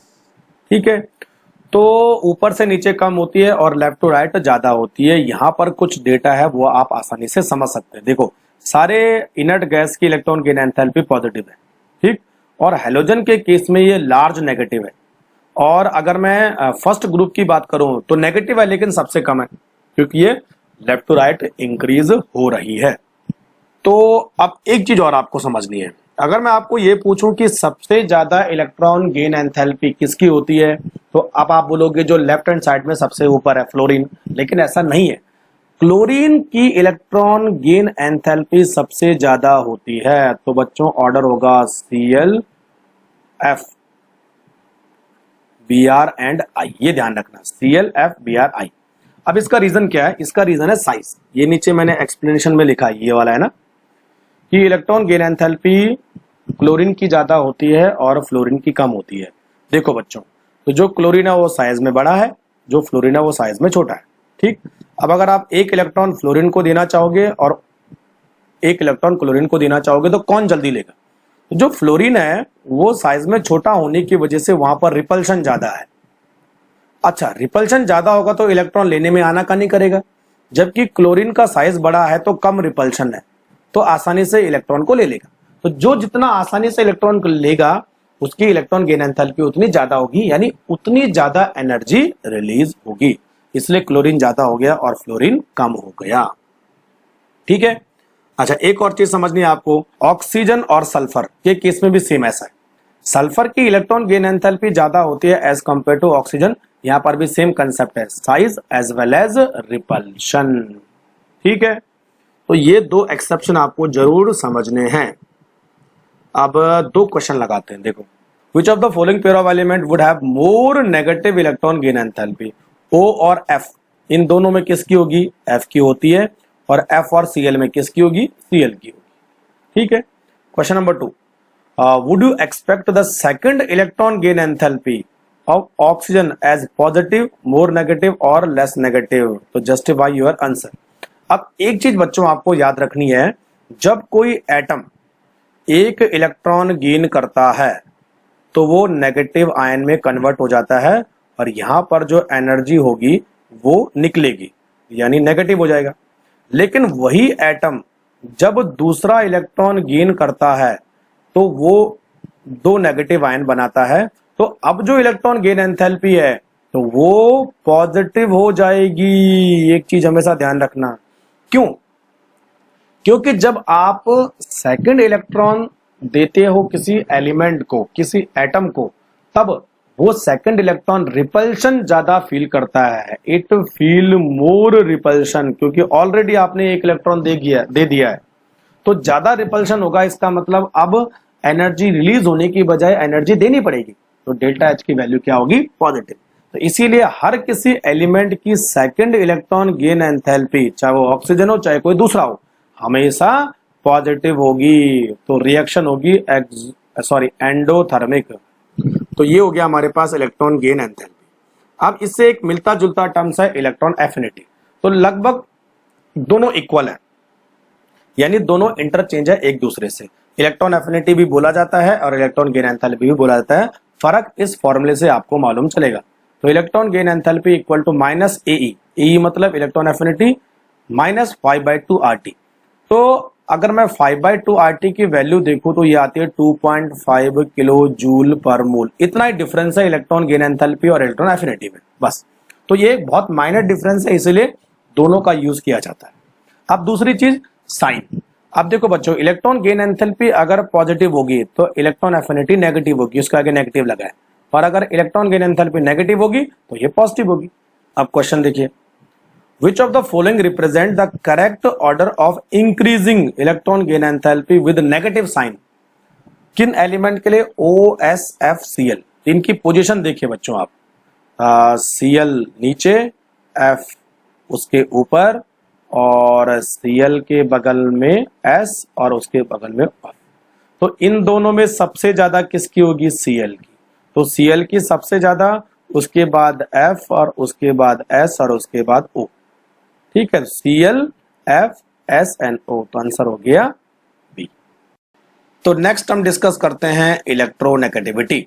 Electronegativity का मतलब होता है the tendency of an atom to attract bond pair electron towards itself is called electronegativity. मतलब कोई दो atom A और B एक bond के थ्रू कनेक्टेड है। बॉन्ड का मतलब होता है इलेक्ट्रॉन पेयर।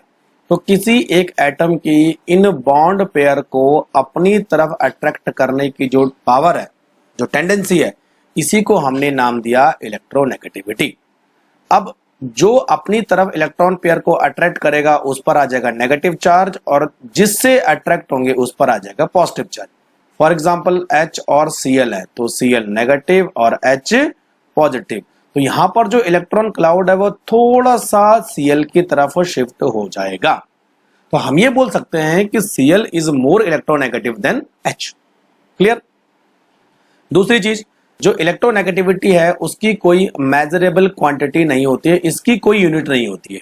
डायरेक्ट एक नंबर दे दिया जाता है, वही किसी एटम की इलेक्ट्रोनेगेटिविटी होती है। जैसे अगर मैं लिथियम की बात करूं तो लिथियम की इलेक्ट्रोनेगेटिविटी होती है 1.0। There is no unit. ठीक है। अच्छा, इलेक्ट्रोनेगेटिविटी को कैसे मेजर किया जाता है? तो कुछ स्केल है जिसके थ्रू इलेक्ट्रोनेगेटिविटी को मेजर किया जाता है, जैसे Pauling scale, Mulliken Jaffe scale, Allred Rochow scale. इसमें सबसे जो फेमस स्केल है वो है बच्चों पॉलिंग स्केल। तो पॉलिंग स्केल ने कुछ मैथमेटिकल एक्सप्रेशन के थ्रू इलेक्ट्रोनेगेटिविटी को कैलकुलेट किया है। इस पर हम ज्यादा डिस्कस नहीं करेंगे, हम केवल ये देखेंगे कि इलेक्ट्रोनेगेटिविटी किस एटम की कितनी है और ये किस तरह से अक्रॉस द पीरियड और टॉप टू बॉटम चेंज होती है। तो जो पॉलिंग है उसने सबसे ज्यादा इलेक्ट्रोनेगेटिविटी किसको दिया? फ्लोरीन को। तो पूरी पीरियोडिक टेबल में fluorine is most electronegative atom, जिसकी वैल्यू होती है 4.0, और उसने लिथियम को जो है 1.0 इलेक्ट्रोनेगेटिविटी दिया। तो बोलने का मतलब है अगर फ्लोरीन की 4.0 है और लिथियम की 1.0 है तो हम ये बोल सकते हैं कि fluorine is 4 time more electronegative than lithium. Clear? अब दो चीजें हम डिस्कस करेंगे कि अक्रॉस द पीरियड और टॉप टू बॉटम ये किस तरह से चेंज होती है। तो जैसे बाकी की प्रॉपर्टी है, रेडियस को छोड़कर इलेक्ट्रोनेगेटिविटी भी उसी तरह से चेंज होती है। तो बच्चों, across the period electronegativity will increase and top to bottom electronegativity will decrease. तो इसके पीछे का एक्सप्लेनेशन ये है कि across the period attraction force बढ़ रहा है तो इलेक्ट्रोनेगेटिविटी भी बढ़ेगी, और top to bottom attraction force कम हो रहा है तो इलेक्ट्रोनेगेटिविटी कम होगी। अब देखिए बच्चों, तो जो इलेक्ट्रोनेगेटिविटी है वो किसी एलिमेंट की नॉन मेटेलिक कैरेक्टर को भी शो करता है। तो नॉन मेटेलिक कैरेक्टर, इलेक्ट्रोनेगेटिविटी दोनों एक ही चीज है। तो non metallic character left to right बढ़ता है तो इलेक्ट्रोनेगेटिविटी बढ़ेगी, और non metallic character top to bottom कम होता है तो इलेक्ट्रोनेगेटिविटी भी कम होगी। क्लियर? तो यहां पर मैंने नॉन मेटेलिक कैरेक्टर को इस फोर्थ पॉइंट में इलेक्ट्रोनेगेटिविटी से कोरिलेट किया है। और दो फैक्टर आपको याद रखने हैं, रिपल्शन एंड अट्रैक्शन। तो इसके थ्रू ही इलेक्ट्रोनेगेटिविटी भी चेंज होती है। अब एक और चीज मैं आपको बताने वाला हूं, electronegativity and non metallic character दोनों एक ही चीज है।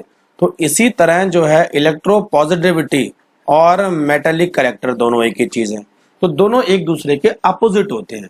Left to right metallic character कम होगा, इलेक्ट्रोपॉजिटिव कैरेक्टर कम होगा, तो नॉन मेटेलिक कैरेक्टर बढ़ेगा, इलेक्ट्रोनेगेटिव कैरेक्टर बढ़ेगा। Top to bottom metallic character बढ़ता है यानी इलेक्ट्रोपॉजिटिव कैरेक्टर बढ़ता है, तो नॉन मेटेलिक कैरेक्टर कम होगा, तो इलेक्ट्रोनेगेटिविटी भी कम होगी। तो ये दो तीन चीजें एक दूसरे के जस्ट अपोजिट है। एक चीजें आप समझ जाते हो, दूसरी चीजें खुद ब खुद समझ में आ जाती हैं। अब चारों प्रॉपर्टी को हम एक साथ, चार बल्कि छह प्रॉपर्टी को हम एक साथ कंप्रेस करके देखते हैं किस तरह से चेंज होती है। तो बच्चों एक चीज आपको ध्यान रखना है कि चार प्रॉपर्टी है हमारे पास, रेडियस, आयोनाइजेशन पोटेंशियल, इलेक्ट्रोनेगेटिविटी और इलेक्ट्रॉन गेन एंथैल्पी। तो इसमें जो तीनों प्रॉपर्टी हैं, रेडियस को छोड़कर बाकी तीनों प्रॉपर्टी रेडियस के जस्ट अपोजिट काम करती है। अगर मैं टॉप टू बॉटम की बात करूं तो रेडियस जो है बढ़ेगी तो बाकी तीनों प्रॉपर्टी कम होती है, और लेफ्ट टू राइट रेडियस कम होती है और बाकी तीनों प्रॉपर्टी बढ़ती हैं। वहीं मेटेलिक प्रॉपर्टी की बात करें तो left to right metallic property कम होती है तो टॉप टू बॉटम बढ़ती है। इसका मतलब जो लेफ्ट हैंड साइड बॉटम पर होगा वो मोस्ट मेटेलिक होगा, और जो राइट हैंड साइड टॉप पर होगा वो मोस्ट नॉन मेटेलिक होगा। अब बात करते हैं पीरियोडिक ट्रेंड इन केमिकल प्रॉपर्टीज। तो केमिकल प्रॉपर्टी में हम पहले बात करेंगे वैलेंसी और ऑक्सीडेशन स्टेट। अब जैसे आपको मालूम है कि ऑक्सीडेशन स्टेट का मतलब आता है जब कोई एटम किसी दूसरे एटम के साथ मॉलिक्यूल की फॉर्म में होता है, तो इस एटम पर जो भी पॉजिटिव या नेगेटिव चार्ज आता है इसी को हमने नाम दिया ऑक्सीडेशन स्टेट या वैलेंसी। अब जो एस ब्लॉक एलिमेंट है उनकी वैलेंसी ऑक्सीडेशन स्टेट कांस्टेंट होता है, पी ब्लॉक के मोस्ट ऑफ एलिमेंट का ऑक्सीडेशन स्टेट कांस्टेंट होता है, डी ब्लॉक का चेंज होता रहता है। तो यहाँ पर जो है एस ब्लॉक और पी ब्लॉक के बारे में हम थोड़ा सा पढ़ने वाले हैं। तो पहला ग्रुप, दूसरा ग्रुप और 13 से लेकर 18 ग्रुप। तो अब इसके जो ऑक्सीडेशन स्टेट है उसको हम वैलेंस इलेक्ट्रॉन से देख सकते हैं। अगर मैं ग्रुप 1 की बात करूं तो वैलेंस इलेक्ट्रॉन 1 होगा तो वैलेंसी भी 1 होगी, तो ऑक्सीडेशन स्टेट क्या होगा, +1। इसी तरह यहाँ पर +2, यहाँ पर +3, यहाँ पर +4, यहाँ पर +3 एंड +5, यहाँ पर जो है -2 और +6 हो सकता है, यहाँ पर +7 -1 हो सकता है, यहाँ पर +8 और 0 हो सकता है। तो बच्चों वैलेंसी को हमने ऑक्सीडेशन स्टेट के साथ कोरिलेट किया है। अच्छा, वैलेंसी का मतलब ये हुआ कि ऑक्टेट कंप्लीट करने के लिए कितने इलेक्ट्रॉन दे सकता है या कितने इलेक्ट्रॉन ले सकता है, उसी के बेसिस पर ऑक्सीडेशन स्टेट भी काउंट हो जाएगा। ठीक है। अब अगर मैं यहां पर ऑक्सीजन की ऑक्सीडेशन स्टेट को कंपेयर करूं तो अगर ऑक्सीजन फ्लोरीन के साथ कंबाइंड है तो ऑक्सीजन प्लस होगा और फ्लोरीन माइनस होगा, क्योंकि fluorine is more electronegative than oxygen. Depend करता है कि कौन सा एटम किस दूसरे एटम के साथ कंबाइंड हो रहा है, उस तरह से उनका ऑक्सीडेशन स्टेट या इलेक्ट्रोनेगेटिविटी हम काउंट करेंगे। तो अब इलेक्ट्रोनेगेटिविटी का ऑर्डर क्या होगा, सबसे ज्यादा F, then O, then Na। अब देखो यहां पर ग्रुप 1, 2 और पी ब्लॉक के कुछ एलिमेंट है ना, तो उनके हाइड्राइड का और ऑक्साइड का फॉर्मूला डिराइव किया गया on the basis of their oxidation state. तो हाइड्राइड का फॉर्मूला होगा फर्स्ट ग्रुप के लिए LiH, NaH, KH, और ऑक्साइड का फॉर्मूला होगा Li2O, Na2O, K2O। यहाँ पर जो है सबका ऑक्सीडेशन स्टेट +1 होगा और ऑक्सीजन का होगा -2, हाइड्रोजन का होगा -1। ठीक है। ग्रुप 2 के लिए ऑक्सीडेशन स्टेट होगा +2, तो ये फॉर्मूला बनेगा। 13 के लिए होगा +3, 14 के लिए होगा +4, इधर होगा हमारा +5। ठीक है, और +3 भी पॉसिबल है, इधर जो है +6 होगा और +2 भी पॉसिबल है। बहुत सारे ऑक्सीडेशन स्टेट पॉसिबल है, +2 से लेकर +6 हो सकता है। ऑक्सीजन की बात करें तो -2 भी होता है ना, और 17 ग्रुप के लिए -1 होगा एंड +7 होगा।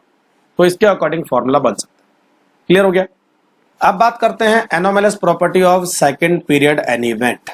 तो जैसा हमने पी ब्लॉक में डिस्कस किया था कि जो पहला एलिमेंट है, जैसे अगर मैं 14 ग्रुप की बात करूं तो कार्बन जो है बाकी एलिमेंट से डिफरेंट बिहेवियर शो करता है, तो इसी को हम बोलते हैं anomalous property of first element of second period.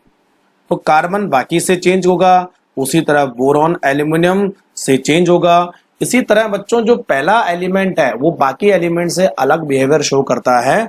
This property is called anomalous property of element. अब किस बारे में चेंज होगा और क्या क्या प्रॉपर्टी हम वहां पर देखते हैं, देखो। तो यहां पर इन्होंने एग्जाम्पल दिया है लिथियम एंड बेरिलियम का। लिथियम ग्रुप 1 का पहला एलिमेंट है, बेरिलियम ग्रुप 2 का पहला एलिमेंट है, ठीक। तो यहां पर जो पहला डिफरेंस है वो है कि लिथियम और बेरिलियम कोवैलेंट कैरेक्टर शो करते हैं, कोवैलेंट कंपाउंड बनाते हैं, और इनके अलावा बाकी के एलिमेंट कौन से कंपाउंड बनाते हैं, आयनिक कंपाउंड बनाते हैं। तो एक ही डिफरेंस हो गया, है ना। अब जो लिथियम और बेरिलियम है वो डायगोनल रिलेशनशिप शो करते हैं। इसका मतलब क्या हुआ, देखो। तो ये रहा हमारे पास लिथियम, लिथियम के नीचे है सोडियम, लिथियम के बगल है बेरियम, बेरिलियम के नीचे है मैग्नीशियम, और इसके बाद हमारे पास है बोरान, और बोरान के नीचे एल्यूमिनियम। तो लिथियम की कुछ प्रॉपर्टी मैग्नीशियम के साथ और बेरिलियम की कुछ प्रॉपर्टी एल्यूमिनियम के साथ मैच करती है, तो इसी वजह से इनको हम बोलेंगे डायगोनली रिलेशनशिप। तो कई बार डायरेक्ट क्वेश्चन आता है, ठीक। अब ये जो डायगोनल रिलेशनशिप है वो किसकी वजह से होता है, तो बच्चों एक तो इनका साइज छोटा है, दूसरा इनका लार्ज चार्ज टू रेशियो होता है, और तीसरा इनकी इलेक्ट्रोनेगेटिविटी ज्यादा होती है। तो इन तीन प्रॉपर्टी की वजह से ये एनोमलस बिहेवियर शो करते हैं। अब आ जाओ पांचवी प्रॉपर्टी पर। तो जो सेकंड पीरियड के एलिमेंट है, जैसे अगर मैं कार्बन की बात करूं या बोरॉन की बात करूं, है ना, इनके पास डी ऑर्बिटल नहीं है, केवल एस और पी ऑर्बिटल है। तो इनकी मैक्सिमम कोवैलेंसी कितनी हो सकती है, 4।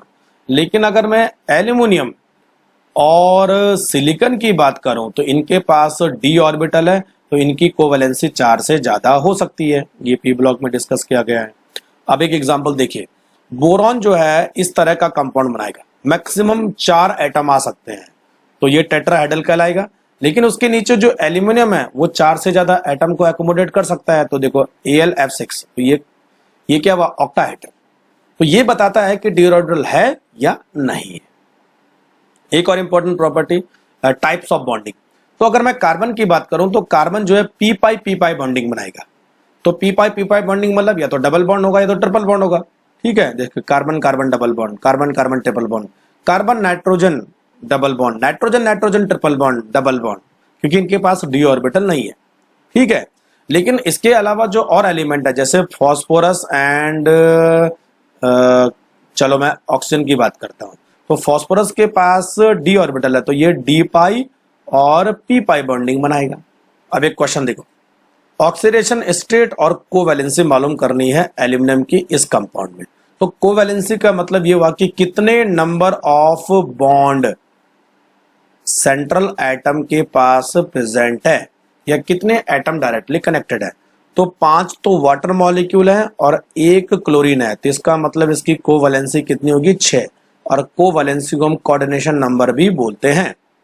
वहीं अगर मैं ऑक्सीडेशन स्टेट की बात करूं तो देखो एल्यूमिनियम को हमने X लिखा, और Cl का हो गया -1, H2 का हो गया 0 इक्वल टू +2, और ये माइनस उधर जाके कितना हो जाएगा, +1। तो टोटल कितना हो गया, X इक्वल टू +3। तो ऑक्सीडेशन स्टेट कितना हो गया बच्चों, +3। अब बात करते हैं periodic trend and chemical reactivity. वैसे केमिकल रिएक्टिविटी हमने डिस्कस कर ही लिया था। अब इन केमिकल रिएक्टिविटी में हम, या केमिकल प्रॉपर्टी में हम ये देखेंगे कि metallic character, non metallic character, और ऑक्सीडाइजिंग एजेंट, ऑक्सीडाइजिंग प्रॉपर्टी और रिड्यूसिंग प्रॉपर्टी, है ना, इस पर डिस्कस करेंगे। तो जैसा मैंने ऊपर आपको बताया था कि जो मेटल है वो इलेक्ट्रोपॉजिटिव होते हैं और वो रिड्यूसिंग एजेंट की तरह काम करते हैं। नॉन मेटल इलेक्ट्रोनेगेटिव होते हैं और ऑक्सीडाइजिंग एजेंट की तरह काम करते हैं। तो जब हम पीरियोडिक टेबल में देखते हैं तो left to right, left to right non metallic character बढ़ रहा है, यानी इलेक्ट्रोनेगेटिव करैक्टर बढ़ रहा है, यानी ऑक्सीडाइजिंग पावर बढ़ रही है। ऊपर से नीचे ऑक्सीडाइजिंग पावर कम हो रही है, नॉन मेटलिक करैक्टर कम हो रहा है, तो इलेक्ट्रोनेगेटिविटी भी कम हो रही है। तो ये कंसेप्ट है।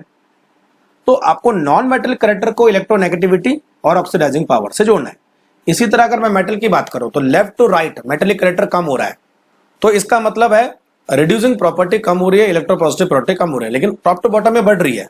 तो reducing property and electropositive character and metallic character top to bottom increase. अब अगर मैं मेटल की बात करूं तो मेटल के जो ऑक्साइड होते हैं वो बेसिक होते हैं, नॉन मेटल के ऑक्साइड एसिडिक होते हैं, और ये नॉन मेटल और मेटल के बीच में जो एलिमेंट आते हैं उनके ऑक्साइड या तो न्यूट्रल होंगे या तो एम्फोटेरिक होंगे। ठीक है, जैसे अगर मैं सोडियम की बात करूं तो सोडियम का ऑक्साइड बेसिक होगा और क्लोरीन का ऑक्साइड एसिडिक होगा, है ना। तो सोडियम एक्सट्रीम लेफ्ट है और क्लोरीन एक्सट्रीम राइट है, तो मेटल एंड नॉन मेटल से हम इसको कोरिलेट कर सकते हैं। बाकी जैसे एल्यूमिनियम और आर्सेनिक की बात करें तो इनके ऑक्साइड एम्फोटेरिक होते हैं। लेड और जिंक की बात करें तो ये भी एम्फोटेरिक होते हैं क्योंकि बीच में आते हैं। वहीं carbon monoxide, nitric oxide and nitrous oxide, इन तीनों के ऑक्साइड न्यूट्रल होते हैं। तो left hand side basic oxide, right hand side acidic oxide, बीच में amphoteric oxide. Left side bottom पर basic oxide, right side top पर एसिडिक ऑक्साइड। तो ये दो तीन चीजें हैं जो आपको समझनी है। अब अगर मैं थोड़ा डी ब्लॉक की बात करूं बच्चों, है ना, तो डी ब्लॉक के जो एलिमेंट होते हैं वो सारे के सारे मेटल्स होते हैं, लेकिन वो हार्ड मेटल होते हैं। और एस और पी ब्लॉक के एलिमेंट को मिला के हम रिप्रेजेंटेटिव एलिमेंट कहलाते हैं, और डी ब्लॉक के एलिमेंट को हम ट्रांजिशन एलिमेंट बोलते हैं। अब जो डी ब्लॉक की एटॉमिक रेडियस है उसमें जो चेंजेस होता है वो एस ब्लॉक और पी ब्लॉक के मुकाबले कम होता है। वही एफ ब्लॉक पर भी अप्लाई होता है, जब change in the atomic radius is still smaller among in a transition metal. तो एस और पी ब्लॉक के मुकाबले इनका रेडियस कम डिक्रीज होता है, उसके पीछे लेंथेनाइड और एक्टिनाइड कॉन्ट्रैक्शन का भी कमाल है। ठीक है, अब अगर मैं इनके metallic and non metallic character की बात, मेटेलिक नॉन मेटेलिक कैरेक्टर तो नहीं, मेटेलिक कैरेक्टर की बात करूं तो एस ब्लॉक से कम होगा लेकिन पी ब्लॉक से ज्यादा होगा, यानी intermediate between S block and P block, क्योंकि बीच में है। तो जो मेटेलिक और नॉन मेटेलिक कैरेक्टर है वो same to same top to bottom और अक्रॉस द पीरियड घटेगा और बढ़ेगा, जिस हिसाब से मैंने आपको बताया था। ठीक है, अब 3 क्वेश्चन हम सॉल्व करते हैं इससे रिलेटेड और उसके बाद चैप्टर हो जाएगा खत्म। तो पहला क्वेश्चन है, यहाँ पर 3-4 एलिमेंट दिए हुए हैं और इनकी केमिकल रिएक्टिविटी आपको मालूम करनी है। और कौन सी केमिकल रिएक्टिविटी? Oxidising power. तो ऑक्सीडाइजिंग पावर किससे रिलेटेड होती है? Non metallic characters. तो सबसे ज्यादा नॉन मेटल कौन सा है? फ्लोरीन। उसके बाद होता है बच्चों ऑक्सीजन, उससे कम होता है क्लोरीन और उससे सबसे कम होता है नाइट्रोजन। ठीक, तो FOCl और N यानी B will be correct answer. दूसरा, यहां पर एसिडिक नेचर ऑफ ऑक्साइड का डिक्रीजिंग ऑर्डर आपको मालूम करना है। तो जितना ज्यादा नॉन मेटल उतना ज्यादा एसिडिक। तो right hand side acidic, left hand side basic. तो देखो, नाइट्रोजन सबसे राइट, उससे पहले कार्बन, उससे पहले बोरॉन, उससे पहले बेरिलियम और उससे पहले लिथियम। तो आंसर हो गया बी। अब लास्ट में मैच करना है कॉलम 1 को कॉलम 2 से। कॉलम 2 में कुछ प्रॉपर्टी दी है और कॉलम 1 में कुछ एलिमेंट दिए। तो बच्चों देखो, हीलियम, हीलियम क्या होगा? जिसकी आईपी सबसे ज्यादा होगी क्योंकि इनर्ट गैस है। फ्लोरीन सबसे ज्यादा इलेक्ट्रोनेगेटिव होगा, रुबिडियम सबसे ज्यादा इलेक्ट्रोपॉजिटिव होगा और लिथियम सबसे ज्यादा स्ट्रॉन्गेस्ट और रिड्यूसिंग एजेंट होगा। तो ए का हो गया एस, तो ए का हो गया एस और डी का हो गया हमारे पास आर। तो डी का हो गया आर, यानी D will be the correct answer. C का क्यू और बी का पी। तो चलिए, तो बच्चों ये था हमारे पास पीरियोडिक टेबल। और अब इसका पीडीएफ आपको चाहिए, तो पीडीएफ आपको कहां से मिलेगा? chemistrypage.in website. chemistrypage.in वेबसाइट पे जाना, वहां पे शॉर्ट नोट्स है, केमिस्ट्री शॉर्ट नोट्स। तो वहां पर आप इसके पीडीएफ को डाउनलोड कर सकते हैं। 1 हफ्ते तक एकदम फ्री रहेगा, उसके बाद इसमें पेड बटन लग जाएगा। तो एक हफ्ते से पहले आप डाउनलोड कर लेना। और पूरा एनसीईआरटी लाइन टू लाइन है, तो रिवीजन करने के लिए बहुत अच्छा है। दूसरी चीज भाई, हमने एक ऐप बनाया है केमिस्ट्री पेज नाम से, और इस ऐप में नीट की प्रिपरेशन के लिए सारा मटेरियल हमने रखा है। तो ऑनलाइन टेस्ट सीरीज भी वहां पर अवेलेबल है, डीपीपीज भी है, कंबाइंड टेस्ट सीरीज भी है। डीपीपी को डाउनलोड भी कर सकते हैं और डीपीपी को वहीं भी सॉल्व कर सकते हैं। पीवाईक्यू भी वहां पर है, हैंड रिटन नोट्स भी वहां पर है और प्रिंटेड शॉर्ट नोट्स भी वहां पर है।